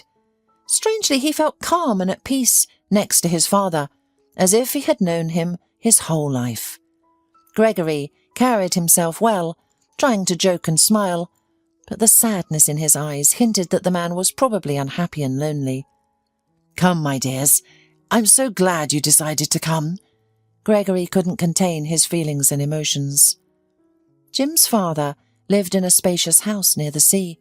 As it turned out, he had his own business, with 2 service stations and a network of car washes around the city. Wanting to welcome his son and grandson in style, he had arranged a luxurious lunch at a restaurant. After lunch, Gregory suggested taking Sean to the sea. The boy was delighted, and it was difficult to get him out of the warm water. Grandfather immediately started spoiling his grandson, buying him all the ice cream and sweet corn on the beach. Later that evening, Gregory and Jim had a serious conversation. Sean was sound asleep, and the men sat in the gazebo, sipping homemade wine. Jim told his father everything, from beginning to end. He confessed to the theft of the painting, and the betrayal and treachery of Kathy. "Yes, you've made a blockbuster, son." Gregory shook his head. "You did a terrible thing to Robin. It's a pity for the innocent girl. Well, as for Kathy, forget about her. This woman is not worthy of you, nor of being your son's mother. You need to divorce her, and my task is to help you with the court. Sean should officially stay with you. What does your wife have, anyway? How can she provide for a child? I've got some connections. I'll try to find out someone who can help us." "Yes, we need to play on her bad attitude towards her son," Jim said. "Yes, and additionally, I'll register this house for you tomorrow, and we'll make it look like I sold you the service station. That way, you'll be a well-to-do father, both in terms of living space and financially." "No, that's unnecessary. I can't accept such donations," Jim objected. "It's not a donation. You are my only son, and in any case, I will leave all my wealth to you and my grandson. Please don't object. It can't be otherwise. You see, now I have a sense of life, a second wind. Don't hurt me, son. Let me be happy, at least in my old age." "All right, Dad. Do as you see fit." Jim resigned himself, not wanting to offend his father. "Thank you, son. Finally, I've waited for someone to call me Dad," Gregory whispered and hugged his son. Jim did not dare to judge his father, for he had done almost the same thing to Robin, and if his father was moved by his feelings, Jim was moved by his private interest. Not only did he deceive her, but also framed her cruelly, and all for the sake of Kathy, who betrayed him at the first opportunity. "What are you thinking about?" Gregory inquired his son. "About Robin. I am very guilty before her. I have lost sleep and peace, and I want to go there to repent and try to beg for forgiveness," Jim confessed. "Don't even think about it," exclaimed his father. "You will set yourself up, and God forbid go to jail. Think of your son first. After all, then Kathy will take Sean away forever. Do you want me to go there? Try to talk to Robin, at least find out what's going on there." "That's not a bad idea. I'd be truly grateful to you." Jim perked up. A week later, Gregory went to see Robin. He brought his son up to speed and asked him to look after the business. For Jim himself, it was a new stage of life. He wanted his father to be proud of him and quickly learned everything. Late one night, Sarah called. The woman was clearly agitated. "Mum, what's wrong?" Jim was scared out of his wits. "Son, I've got Kathy." "Mum, send her away. I don't even want to hear it," burst out the man. "You don't understand. She's back for good. Something didn't work out for her in the personal life. Kathy is very depressed and hopes you can forgive her. I told her I don't know where you and Sean are. Jim, maybe you should meet and talk. In any case, this conversation is inevitable." "Okay, Mum. Tell her to go back to her place. I cancelled the lease on the apartment we were renting. I've moved all her stuff into the tiny apartment. Tell Kathy I'll see her as soon as I get a chance, but only to discuss the divorce." Jim was furious. Who the hell did she think she was? hoping he'd accept a traitor and a betrayer. Strangely enough, his heartache had long since receded into the background. The man did not hold a grudge against Kathy. He simply stopped respecting her. She died as a wife to him. At that moment, Jim's father entered the house. The man looked rather tired. "Hello, Dad, how was the trip? Did you manage to talk to Robin?" "Yes." Gregory sighed heavily.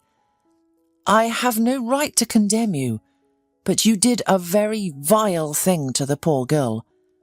Robin is in big trouble. Her grandmother is in the hospital with a heart attack. Robin has been fired from the museum.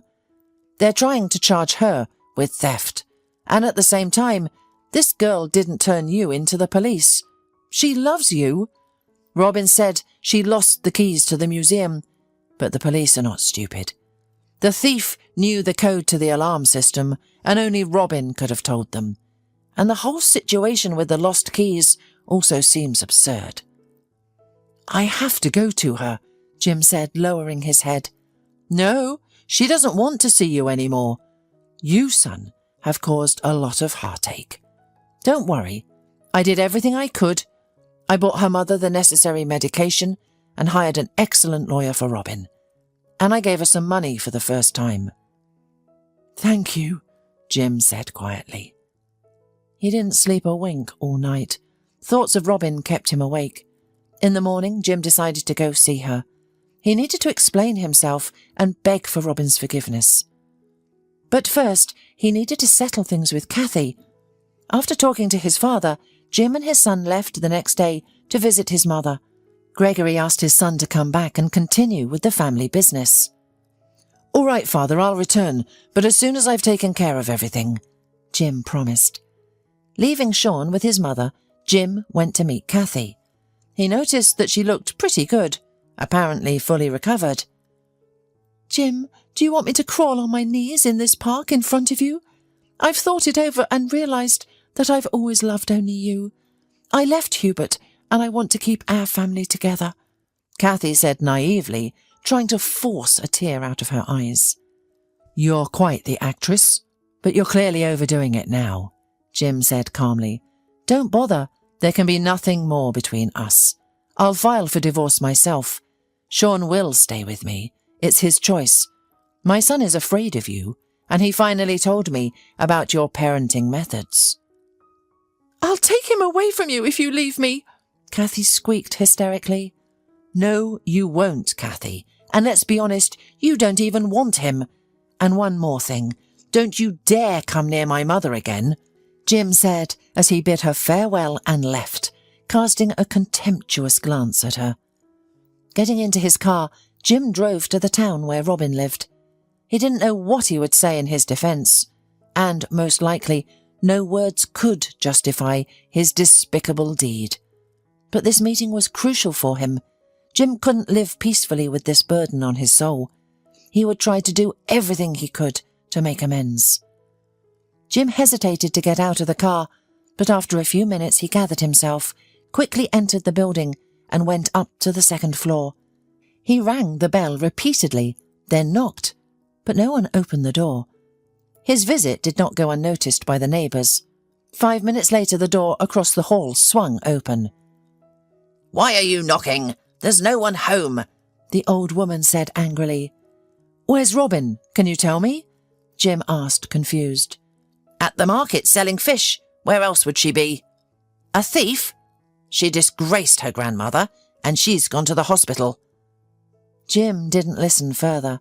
Running down the stairs, he headed towards the market, which was across from Robin's house. Jim couldn't even imagine how this fragile, delicate, flower-like girl worked on the street selling fish. And it was all his fault. He had driven the poor girl to extremes. Seeing Robin, Jim felt timid, but he dared to approach her. "Hello, Robin," he said quietly, lowering his gaze. "Go away. How dare you come here?" The girl turned pale when she saw Jim. "I beg you, just hear me out," Jim pleaded. "Let's go to the cafe and talk." "I'm at work. If you don't leave now, I'll call the police and tell them everything," the girl threatened. "You won't. If you wanted to, you would have ratted me out a long time ago. Please give me 15 minutes. Robin held herself back from crying. She loved this man very much, to the point of madness. But at the same time, she couldn't close her eyes to his terrible deed and forget everything. All right, I will listen to you, but only to make you get out of here as soon as possible, she said proudly, taking off her apron and walking towards the coffee shop. Jim told Robin all about Kathy and her terrible disease. In the despair of helplessness, he was ready to do anything to save the mother of their son. He also mentioned that Kathy left him after undergoing treatment and that he no longer loved his spouse, feeling only contempt for her. I wasn't sure about my feelings for you until the end. I thought guilt was the only thing keeping me from forgetting you, but when I saw you today, I realized I was in love. I don't want to lose you anymore. I don't want you to suffer. Robin, darling, forgive me. Give me a chance. We'll start from scratch, begged the man. Go away, Jim. I don't want to see you, she whispered, without raising her eyes to her lover. Lowering his head, he silently rose from the table, threw a few bills for coffee and went to the exit. He wanted to howl with despair. He realized that he had lost her forever, and nothing could be undone. Jim, the man heard Robin's voice and stopped. Don't go. I can't go without you, the girl said, and threw herself into the arms of her beloved man. Time passed. Today, Jim and family were celebrating a big holiday that brought the whole family together. Robin's grandmother was rocking her great-granddaughter in a stroller. Robin and Sarah were setting a large table in the blooming jasmine garden. Jim, with his father and Sean, were running around with a ball. Guys, stop playing with the ball. We have everything ready. Let's go to the table, Robin called. Grandma, Sean has already fallen asleep. Come to us. Mrs. Porter carefully covered the stroller and hurried to the table. As the oldest and wisest woman in the family, she was to be the first to make a speech in honour of the newlyweds. Sarah, Gregory, we are all very happy for you, said Mrs. Porter, raising her glass with champagne. You have travelled a long and difficult road on your way to happiness, but as they say, God works in mysterious ways. It was fate that you finally met after years and reunited.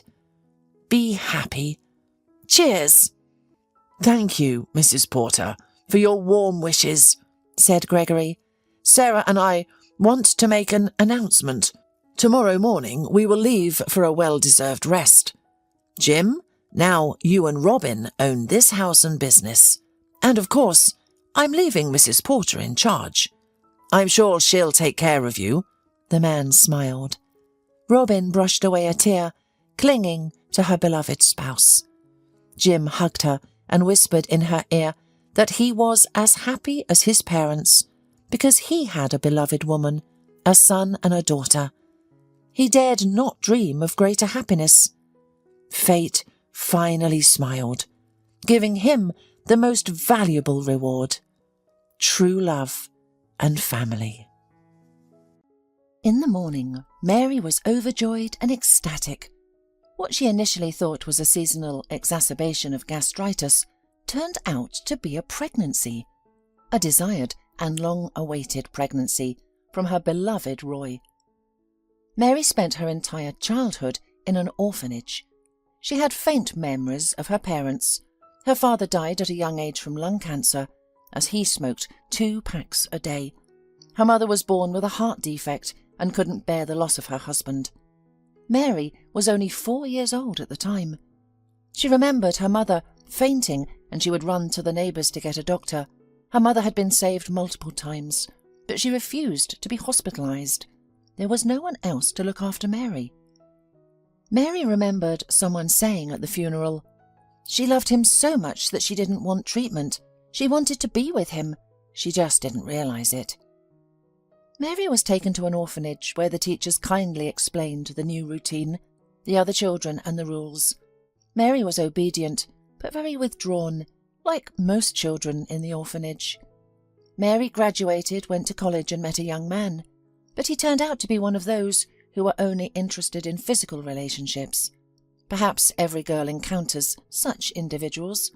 Guys aren't very selective when they're young, and girls are still so naive. After surviving this little tragedy, Mary lifted her head and kept moving forward. She was very lonely. Mary worked at a flower store and even completed florist courses. She loved working with flowers. She felt like a fairy. Even though no one gave her flowers, she was surrounded by them all the time, taking care of them. By the time she was 24, Mary realized that she wanted to take care of more than just flowers. She wanted a man in her life, at least one. She wasn't a bad person, but she had been traumatized, making it extremely difficult for her to build relationships. Mary realized that she had confined herself within 4 walls and began trying to change. She got a cat and started going to the movies every Saturday. She had acquaintances with whom she could sometimes chat or seek advice. Thanks to social networks, communication had become easier by that time. Soon, Anne met Roy. He had just obtained his driver's license and was working as a cab driver. When he spotted her walking in the rain, he slowed down near her. "Hi, do you need a ride?" he asked, rolling down the window. "No, thank you. I don't have money for a cab," Mary confessed honestly. "And I'm not working now. I'll just give you a ride," the stranger offered. Mary got into the car feeling terribly cold and not wanting to catch a cold. Inside the car there was pleasant, calm music playing and the heater was on. Mary quickly relaxed and a relaxed conversation started. Roy drove her home, and the next day he was there at 7 a.m. He waited for her for 2 hours to give her a ride to work. "I feel bad that you're wasting your time waiting for me. You probably have clients, don't you?" she said. "No," he lied. From that day on, they became inseparable.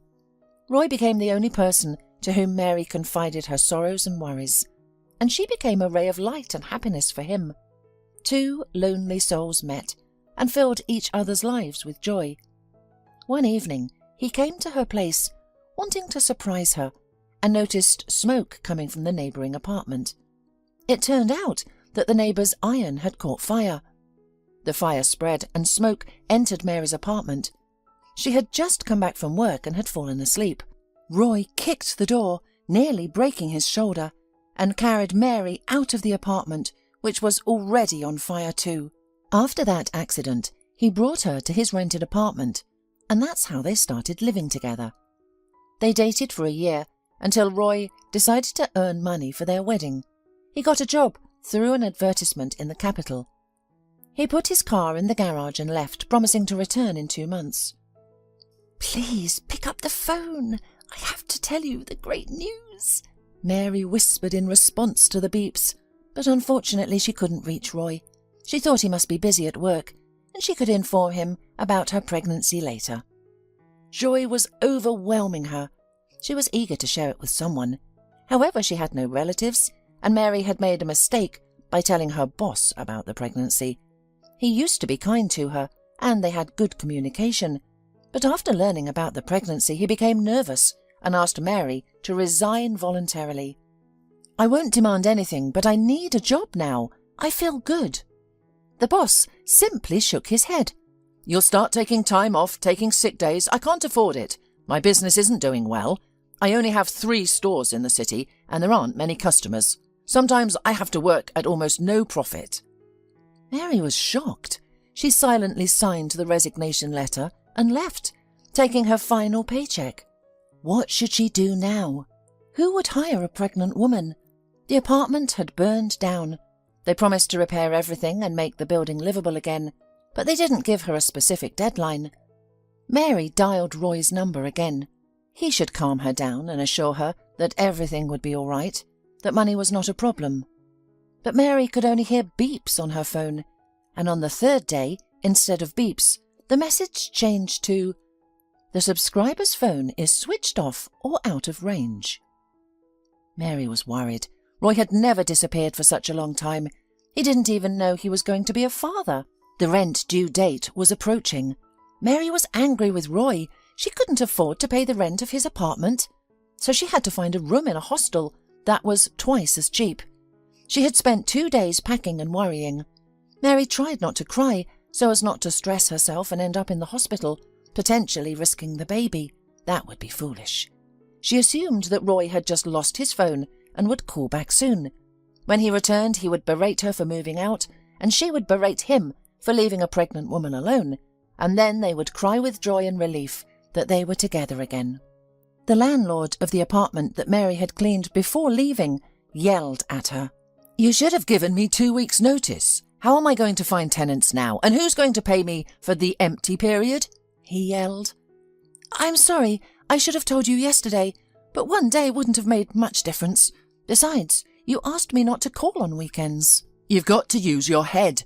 Stupid women. I'll only rent to men now. You're nothing but trouble," said the angry landlord. Mary silently put the keys in his hand and left, feeling ashamed and guilty.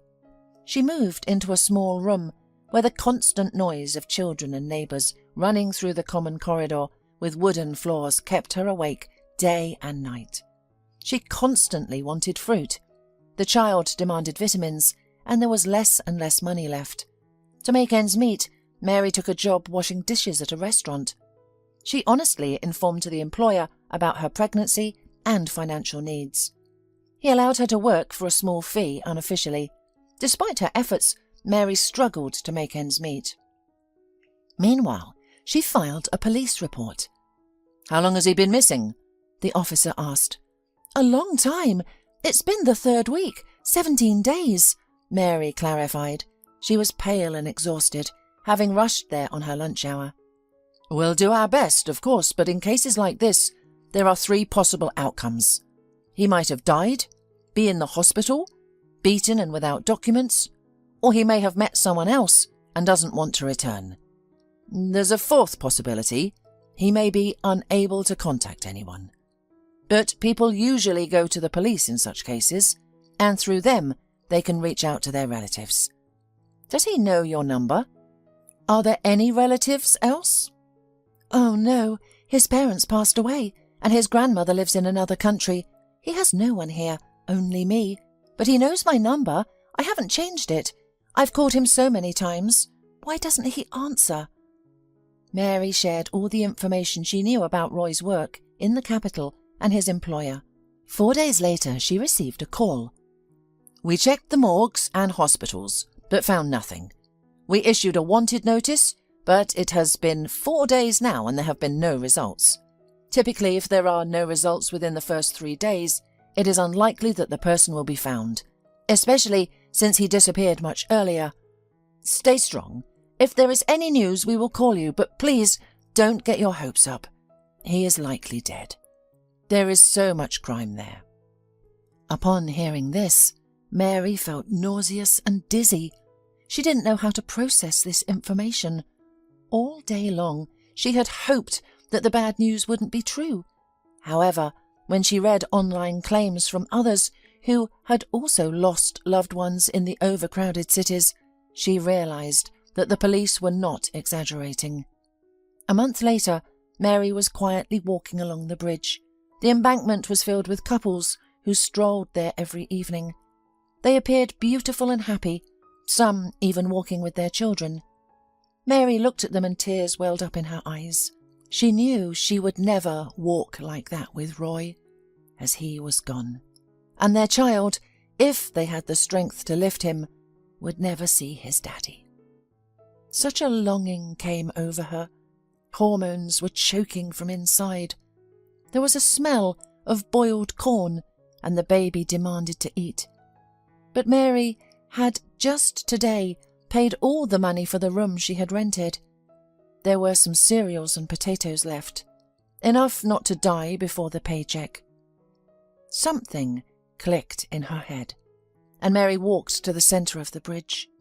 She knew that a jump from there would be lethal. It was too high. Mary wanted it with all her soul.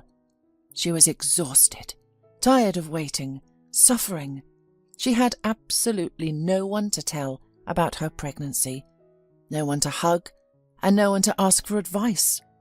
She realized that she would probably never see Roy again. "I'm coming to you.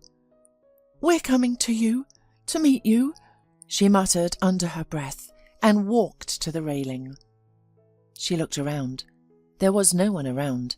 Everyone was busy doing their own thing. If she acted decisively, no one would be able to stop her. Mary looked down at the waves. The river was so beautiful in the sunset light. Tears came to her eyes. She wanted to live, but not like this. Not like this. She took a breath, remembering the face of her beloved, and realized that she was ready to make a step because no one needs her here anymore. Suddenly, someone grabbed her arm. Mary flinched, turning around. "Stop thinking about that," yelled in her face some woman with frizzy grey hair. "I was just—" "Let's go," the strange woman said firmly, as if she were Mary's teacher. Without letting go of Mary's hand, the woman took her to a stall that sold corn and bought her 2 ears. "What's that for?" Mary wondered. "Why? One for you, the other for your baby. And while you're eating, tell me why you wanted to jump. You didn't just want to end your life. You almost took the life of a little being that wants to be born and live." Mary pondered who this woman could be. Apparently she worked at the woman's clinic and knew that Mary was pregnant. Although her baby bump wasn't visible yet, except for a slight bulge, people around her didn't seem to suspect her pregnancy. They sat on a park bench, and Mary enjoyed her corn and cried. It suddenly scared her that she had almost taken that step. How could she? "I'm just so tired. Everything is going wrong for me. I have no money, not even for this corn. My fiancé disappeared in the capital. I have no one and nothing," she confessed. The woman shook her head. "And what about the child? Do you know how many wealthy people yearn for children but can't have them? You can buy anything except for this. And you have everything: youth, health, and a baby. You're richer than most people around you," the woman said to her. Mary looked into her green eyes and tried to recall if she had seen her before. "And you must work at the women's clinic?" she asked. "No, I work here. I'm a fortune teller. This is my territory. I'm not a fraud. I'm a real clairvoyant," the woman said with dignity. Mary didn't believe in fortune telling. "And how did you realize I was pregnant?" Mary asked. "You have the aura of a pregnant woman, and you should already have a feeling that it's a boy you're expecting," the woman claimed. "I thought it was a girl." "You're having a boy. You'll give birth naturally, don't worry. Everything will go smoothly. You're healthy, and minor health issues. We all have them. There's no evil eye or curse on you. You're pure and good, unless you're troubled at heart."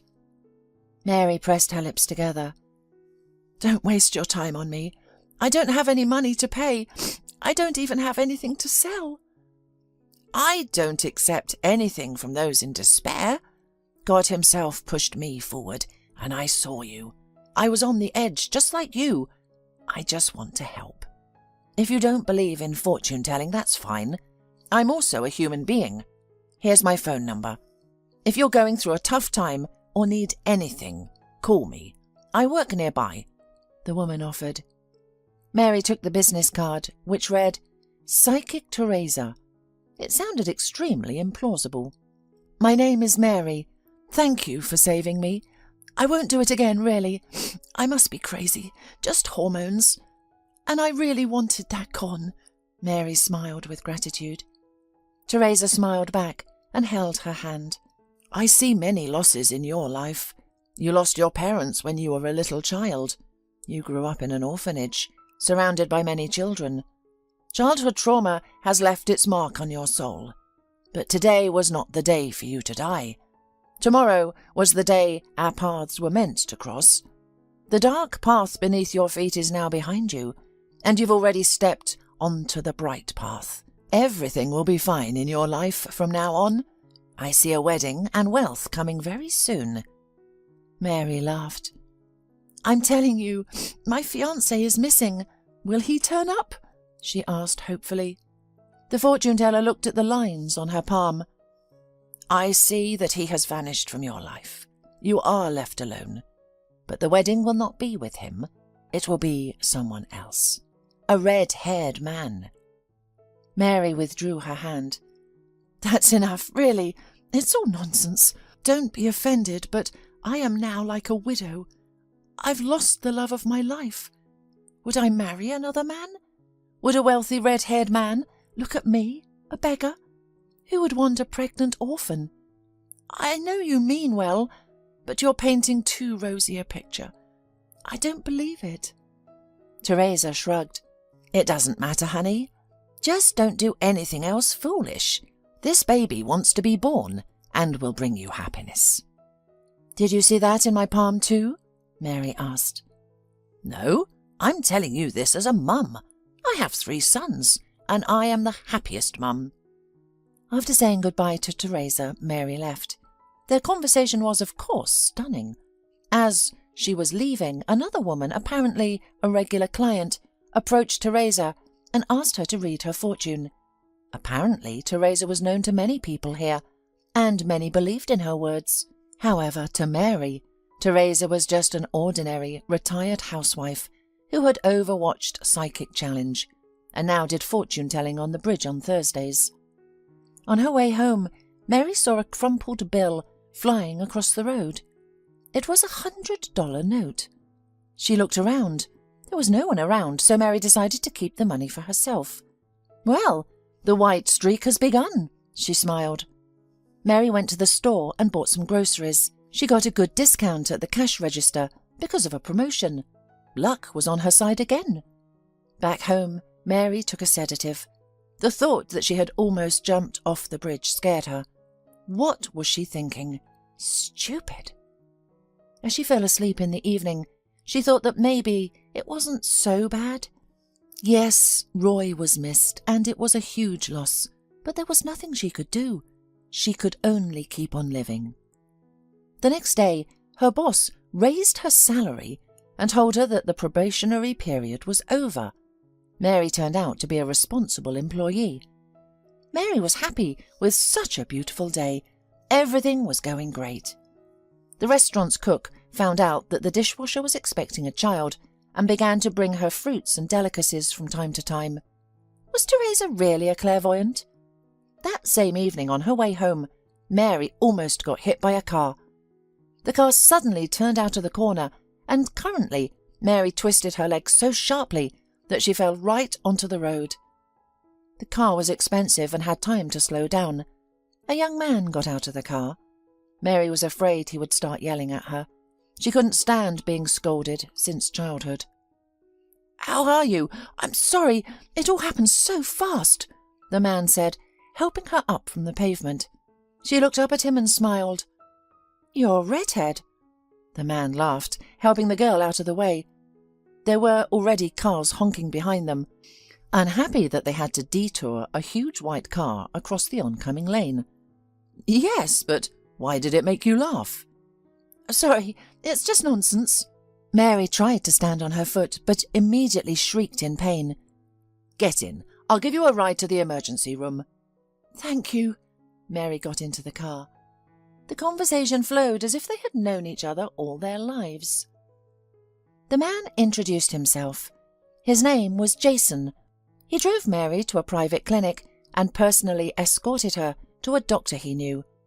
"We need to get an X-ray," the doctor announced. Mary shook her head. "No, I can't. I'm pregnant. I won't expose the baby to unnecessary radiation. Whatever it is, it will heal." Jason was very upset by what he heard. Currently, he was ready to fall in love with her, but it turned out that she was pregnant. The doctor nodded. "In that case, let's hope there are no fractures. It doesn't look like it. It's probably a sprain. I'll put a bandage on it and give you some ointment. It won't harm the baby. It contains menthol and herbs. Just rub it in, and the pain will go away." When Mary left the office with Jason, he looked into her eyes. "So, you're married? I noticed you weren't wearing a ring, so I assumed you were single." Mary smiled. "No, I'm not married. I'm single." "Alone and pregnant?" She nodded. "It happens that way too," Mary said. Jason smiled and asked for her phone number before driving her home. Mary didn't believe Teresa's prophecy would come true. However, to her surprise, Jason called her back that same evening. "How's your leg?" he asked. "It's great. It hardly hurts at all. You shouldn't have bothered," Mary replied. "You know, I have a completely crazy proposition for you. You're going to be shocked," Jason said. Mary raised her eyebrows while lying on the sofa in her tiny room. "Do you want to marry me?" she asked with a smile. There was a pause on the other end of the phone. Then Jason responded, "Actually, yes."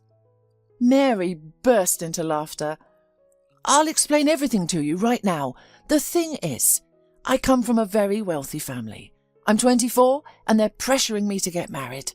My father has restricted my access to money as he lives abroad and rarely comes back, and my mother is tired of me clubbing, drinking, and bringing a different girl home every night." "Oh, you're the perfect husband," Mary laughed. Jason laughed too. "You're absolutely right. Now, the talk has already started about disinheriting me. My mum wants grandchildren. I was a late child in my parents' lives, a surprise baby, so my mum says she's getting old and constantly pressures me. I understand her, but I'm not ready to start a real family. I'm only 24. Many people your age already have 2 kids. Can't you find a decent girl?" Jason sighed. "I've never been in love. I guess it's just not for me. I like different girls and I like my lifestyle. That's just who I am. And it's in my genes. My father couldn't live with his family either. My mother got tired of his cheating and they eventually split up. My dad does business in another country while she stays here. They're not divorced, but they don't live together.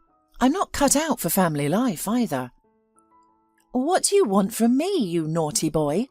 Mary didn't think he was serious. She saw Jason as a funny boy who hadn't grown up yet. "Marry me. You said you were alone with the baby, and I've seen where you live. It's a run-down dump. No one should have to live there. I'm offering you a life of luxury. You and your child won't be destitute. We'll sign a prenup. My parents will make me do it. Your child will have my name on the birth certificate, and I'll be the father, and my mum will finally calm down." Mary stopped smiling. "Why do you need a fake family? Wouldn't it be easier to arrange with your parents? Or at least ask one of your girlfriends to have a child for you. Offer them the same terms, and it would be your own child. You could settle down," Mary suggested. "No, that's not for me. I don't want children. My mum doesn't know, but I've had a vasectomy. One girl tried to blackmail me, claiming she was pregnant with my child. She wanted to marry me for money, of course. And we only slept together once. I'm always cautious. Her lies were exposed.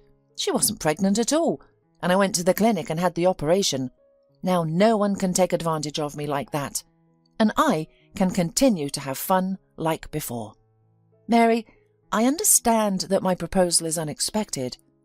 "It's crazy," Mary interrupted.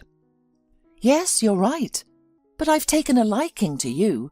If it weren't for your situation, I would want to add you to my list of girlfriends. I have asked you out on a date and tried to get you into bed. Well, honestly, that's just who I am. I can't help it. But you're a good girl, and we can help each other. We'll get married, and you can live with me while I continue to party like I used to. You'll lie to my mum and tell her I'm working so she won't bother me. She'll be happy, and she'll babysit your kid. Is that so bad? You said today that you're an orphan. I thought this would be perfect for us. Think about it, okay? You'll be well off, and your child won't be in need. What more could you ask for?" Mary pondered for days. What confused her the most was that Roy hadn't been reported dead yet. What if he was found? How would she explain that she had married someone else? And what would she do then?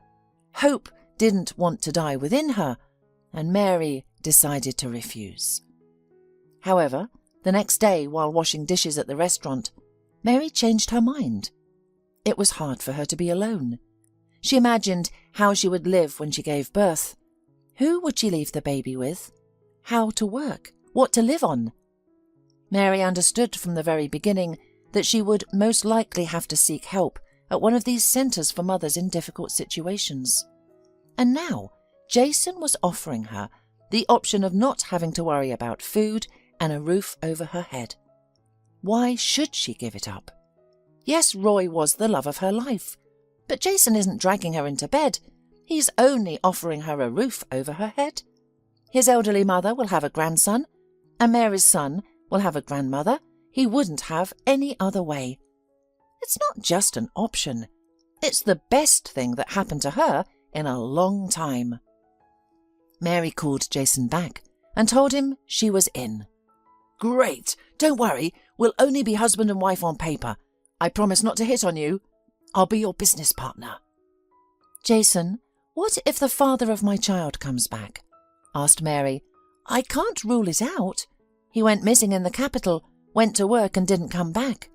I still love him." Jason sighed. "You'll go to him.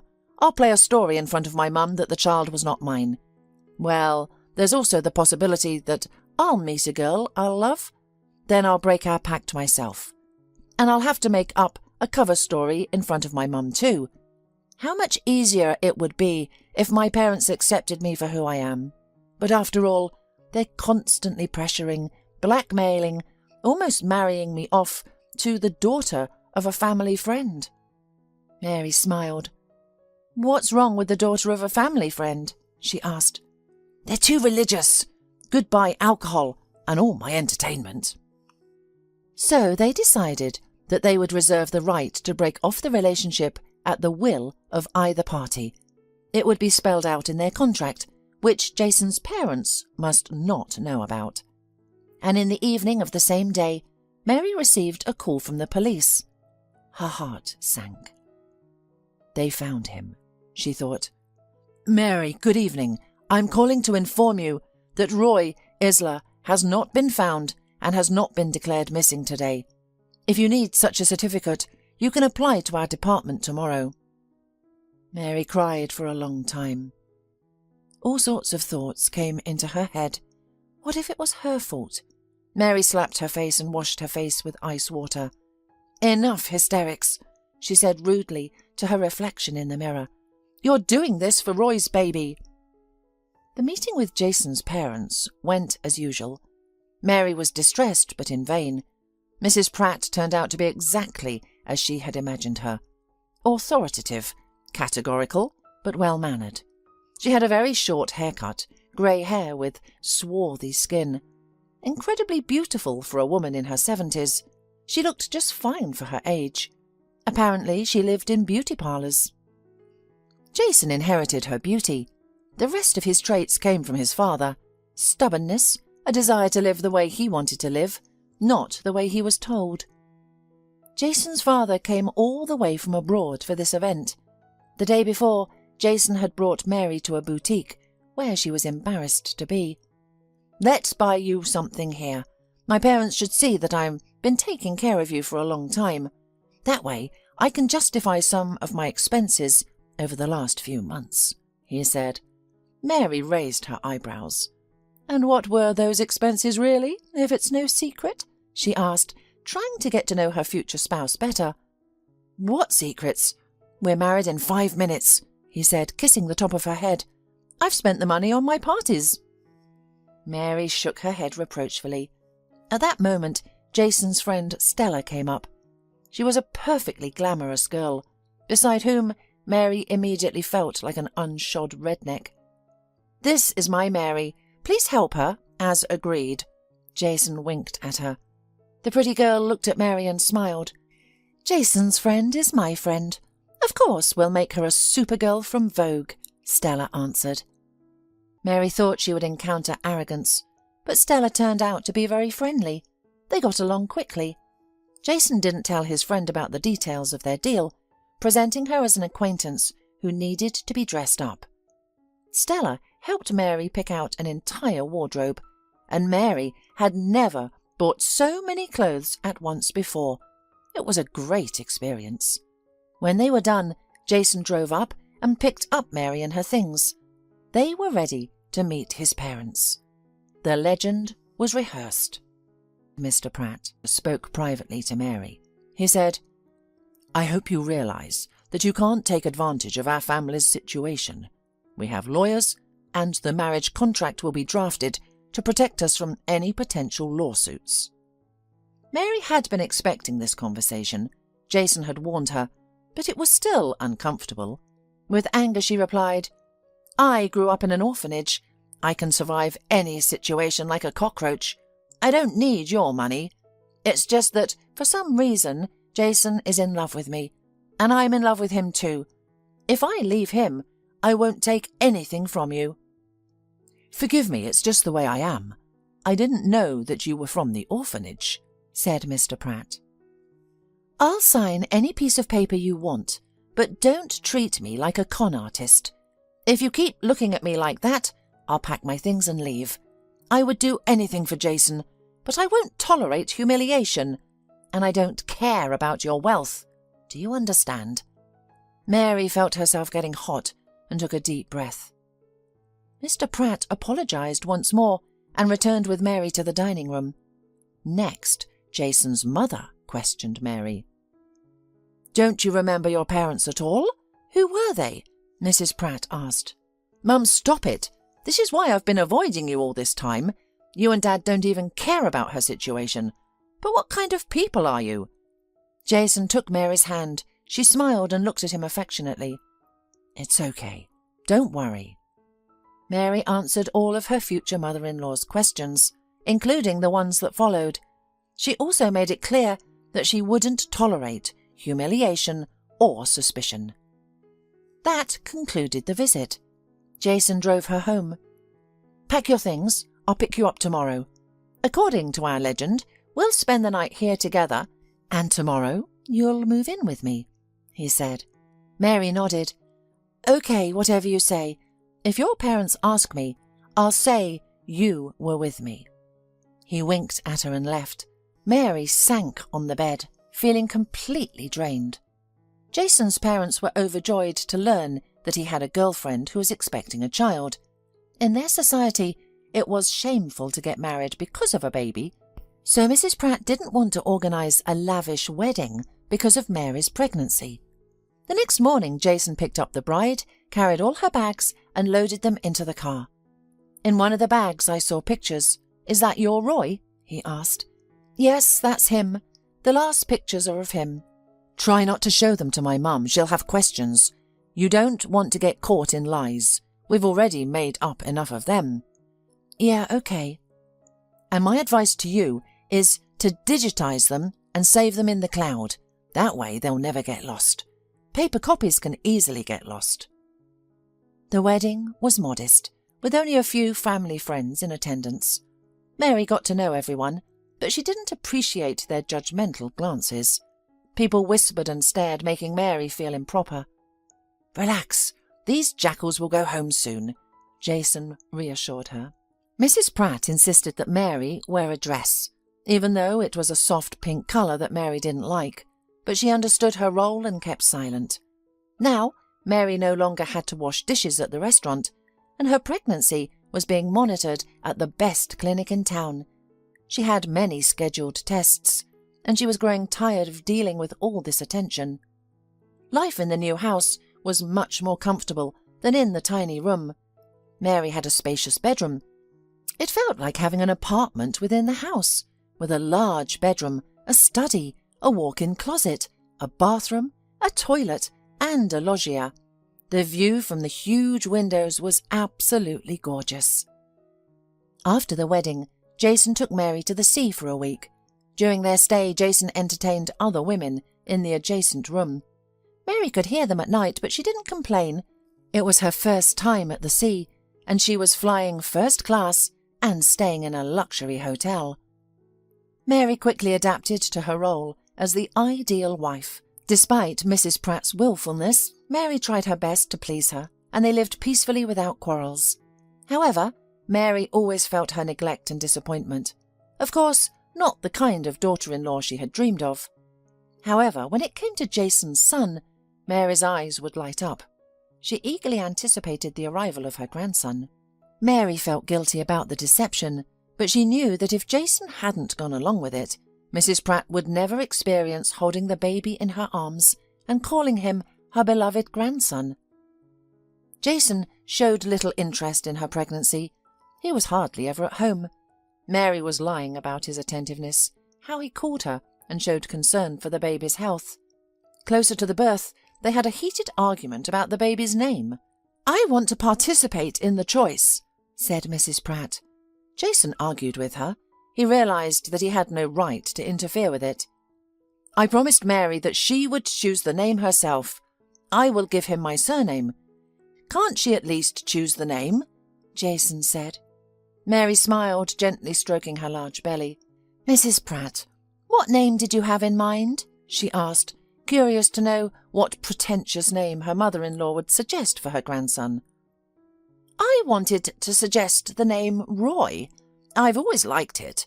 I wanted to name you that, but your father chose the name Jason, although he also gave you a surname and patronymic," Mrs. Pratt replied.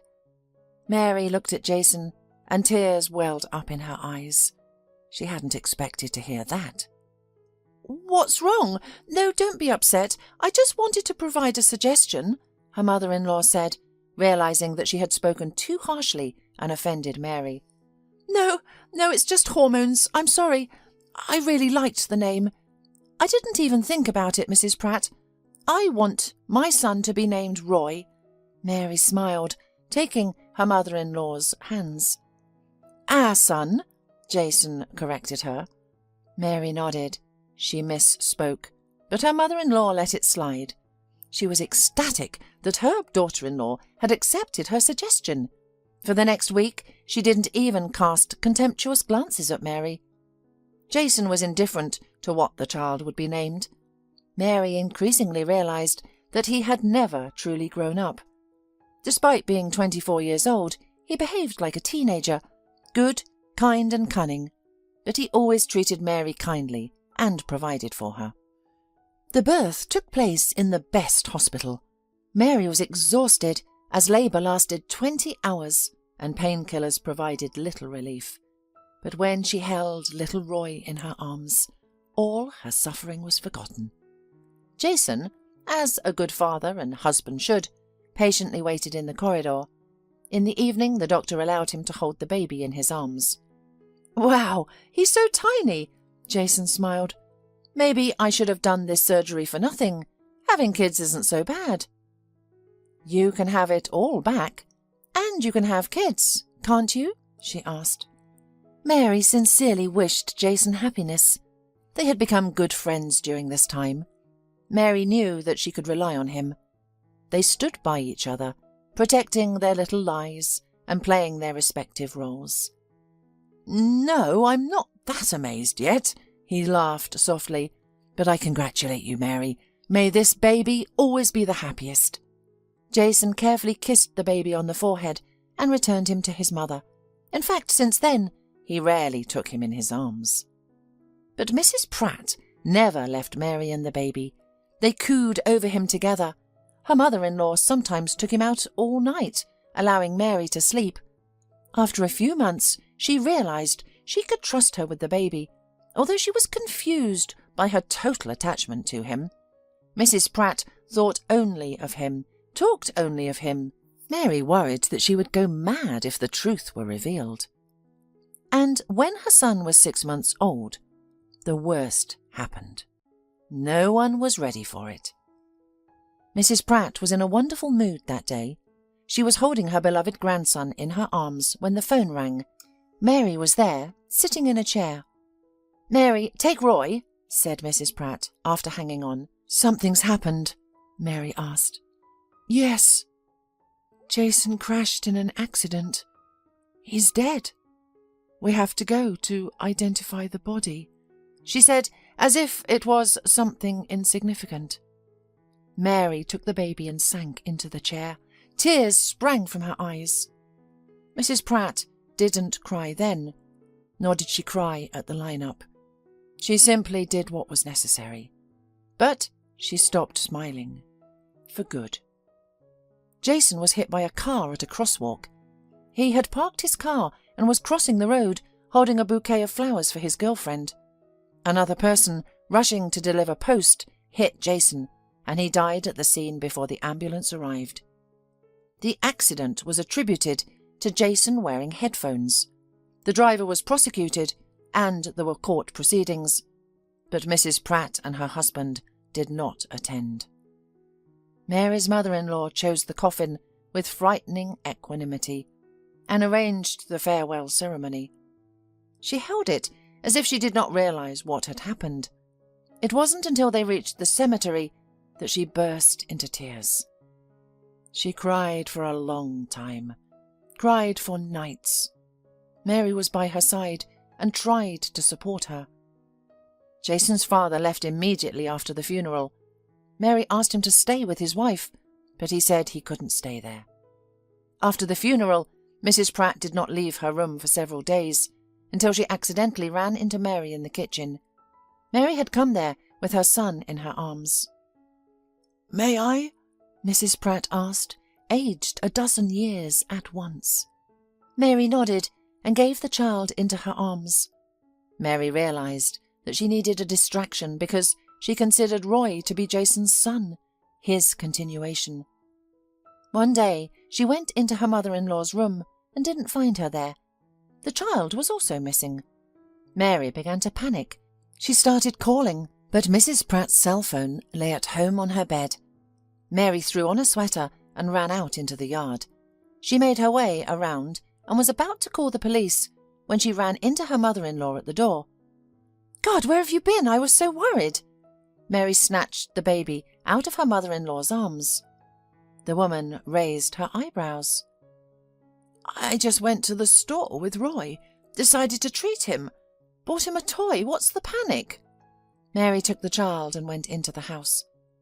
From that day on, her mind began to come to her more and more often about leaving that house. The kindergarten, where she wanted to take her son before she met Jason, accepted children from the age of 1.5. There was a nursery group for such babies. Mary had thought of everything. She had some savings. Intuitively, she realized that one day she would have to leave this house. That's why she was saving money. Now she could rent a normal apartment, not rush to get a job, and not worry about money for at least 6 months. But Mary couldn't just leave her mother-in-law. Jason had been so kind to her, and he would not forgive her if she found out that Mary had simply taken away her child, whom she considered a grandchild. They continued to live together for another month. "Do you know why Jason crashed?" Mrs. Pratt asked once. Mary tensed. Mrs. Pratt had not spoken about her son once since the day he died. "He was crossing the road with headphones on. He arrived at his mistress's house and was walking towards her and talking to her through those very headphones. Did you know about it?" Mrs. Pratt asked bluntly. Mary shook her head, afraid her eyes would give her away. "You think I didn't understand everything from the beginning. You think I didn't see that you're just looking for an excuse to run away from this home. I heard you calling your old job." Mary was taken aback. She sat silently staring at her mother-in-law. "You've got it all wrong. I'll explain." The mother-in-law smiled wryly. "What did I misunderstand? Do you think I didn't know that Jason and you were in cahoots from the beginning? I know perfectly well that Roy is not my grandson.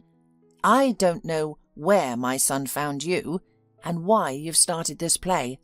Mary looked her mother-in-law straight in the eyes. There was nothing to lose. "We met him by chance and agreed. My fiancé had gone missing. I was all alone. I had nothing to eat. I agreed out of desperation, But believe me, I had no malicious intent.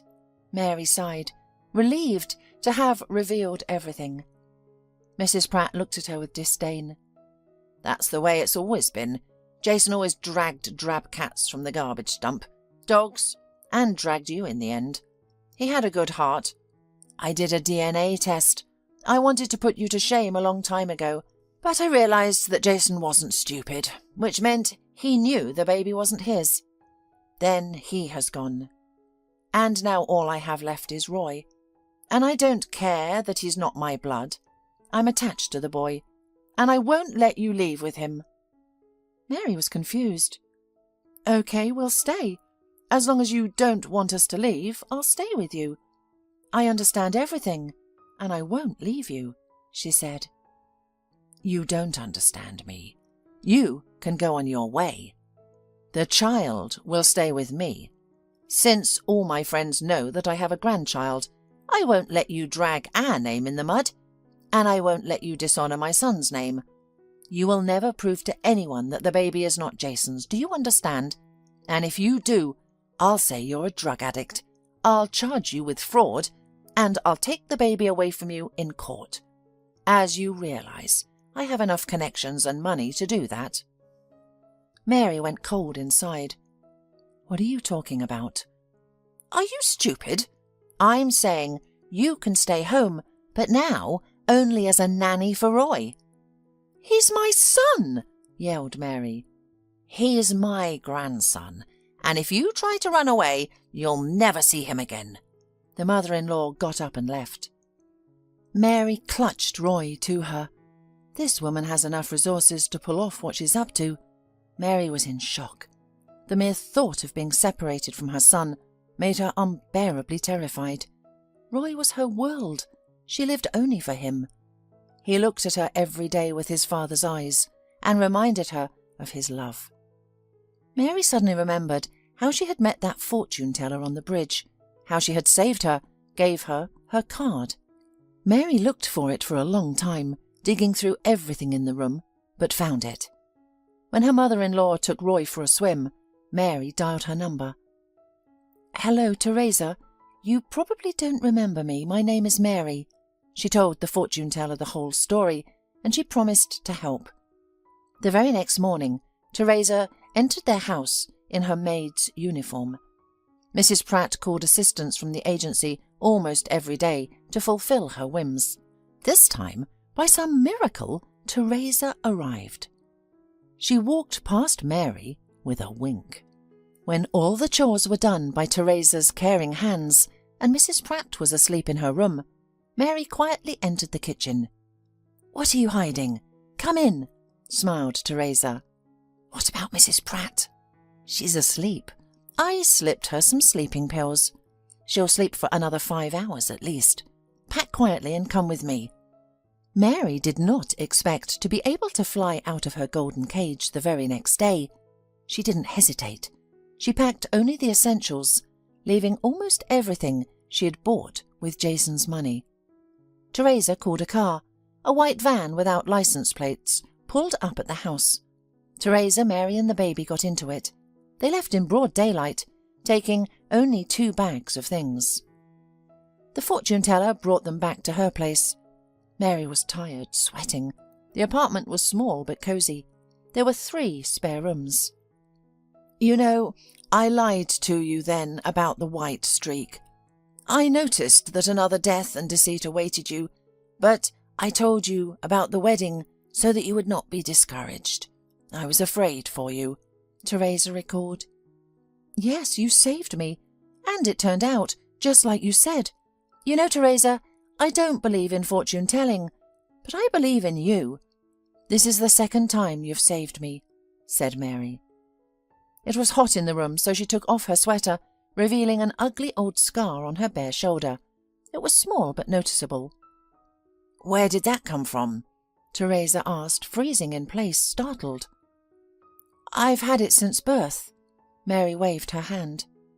But Teresa looked at her quite differently.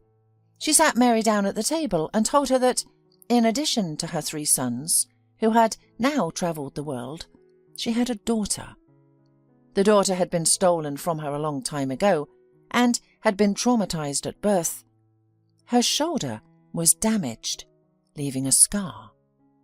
Mary couldn't believe such a coincidence, but Teresa begged her to take a DNA test. "I remember my parents. It can't be," Mary said. She started living with Teresa, got a job and took Roy to the nursery. Mary couldn't formalize it legally because she was afraid that Mrs. Pratt would find them through the child. Mary also took on part-time jobs to save up more money to move to another city. Teresa sheltered them, provided them with food, and helped them with everything, like a native mother. A month later it was revealed that Mary and Teresa were indeed mother and daughter. Mary still wondered how it could be possible, as she remembered her own parents. She knew she had to do some real investigating to uncover the truth. She found an old friend of her late father's who told her that her parents had trouble with having a baby. Mary's mother had been praying for a child. Suddenly a little girl appeared on their doorstep. They decided not to take her to the authorities and instead paid to have Mary registered as their own daughter.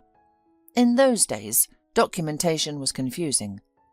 So Mary found her birth mother, and Teresa found her daughter, whom she had cried for every night for years. They began living together as a family. But Mary was also worried that Mrs. Pratt could make her threats come true at any time. One day Mary decided to confront her. She entered Mrs. Pratt's house and found an aged, lonely woman in the kitchen, drinking whiskey. Mary had never seen her drink alcohol before. "Why have you come?" Mrs. Pratt asked. "I came to tell you that I'm tired of hiding. I want to make a truce. I want you to stop trying to take Roy away from me." "I wasn't looking for you. I don't have much time left anyway." It turned out that Mrs. Pratt had been terminally ill for a long time, and the death of her son had crippled her. The woman was just afraid of being alone and threatened Mary out of fear. After revealing that truth, Mary invited Teresa to meet Mrs. Pratt. Teresa looked at Mrs. Pratt's hand and saw that her lifeline was ending soon.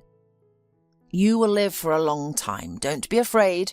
The disease will recede. And Mary and her son will be with you all the time. Everything will be fine," said Teresa, looking into Mrs. Pratt's eyes. Only when they returned home did Teresa confess to her daughter that her former mother-in-law would not live for more than a year. Mary packed her things to temporarily move in with Mrs. Pratt. She and Teresa had discussed that it would be better that way. Mary felt indebted to Jason and decided to be there for his mother until the end. When everything was packed, the doorbell rang. Roy stood on the threshold.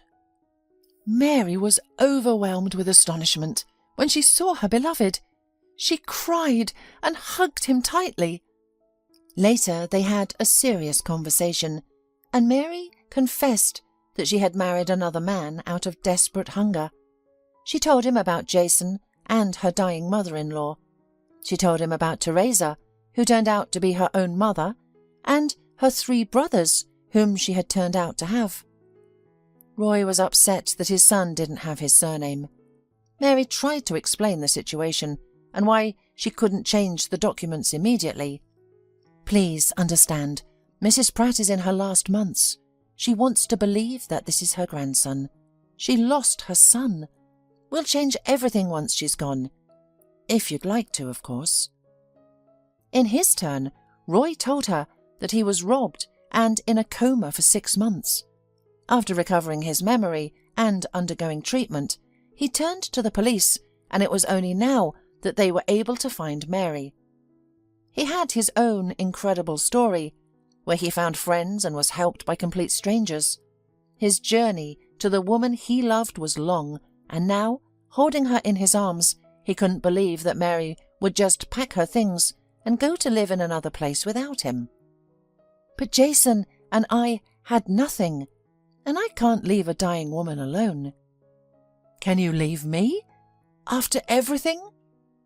They were quarrelling in the kitchen, and only Teresa could resolve the argument.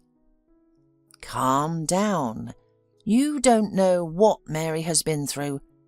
She'll take care of the sick woman, but you'll still see each other every day. Mary will go out with the baby. That's how you'll see each other," said Teresa. Teresa always spoke confidently, and people believed her. Maybe that was her gift. Mary moved with the baby to Mrs. Pratt's house and lived with her for another 4 months. She brightened Mrs. Pratt's last days, and Mrs. Pratt was so grateful to Mary that she left her the huge house from which Mary had fled. After Mrs. Pratt passed away, Mary sold the inherited house, since it was too sad and expensive to maintain.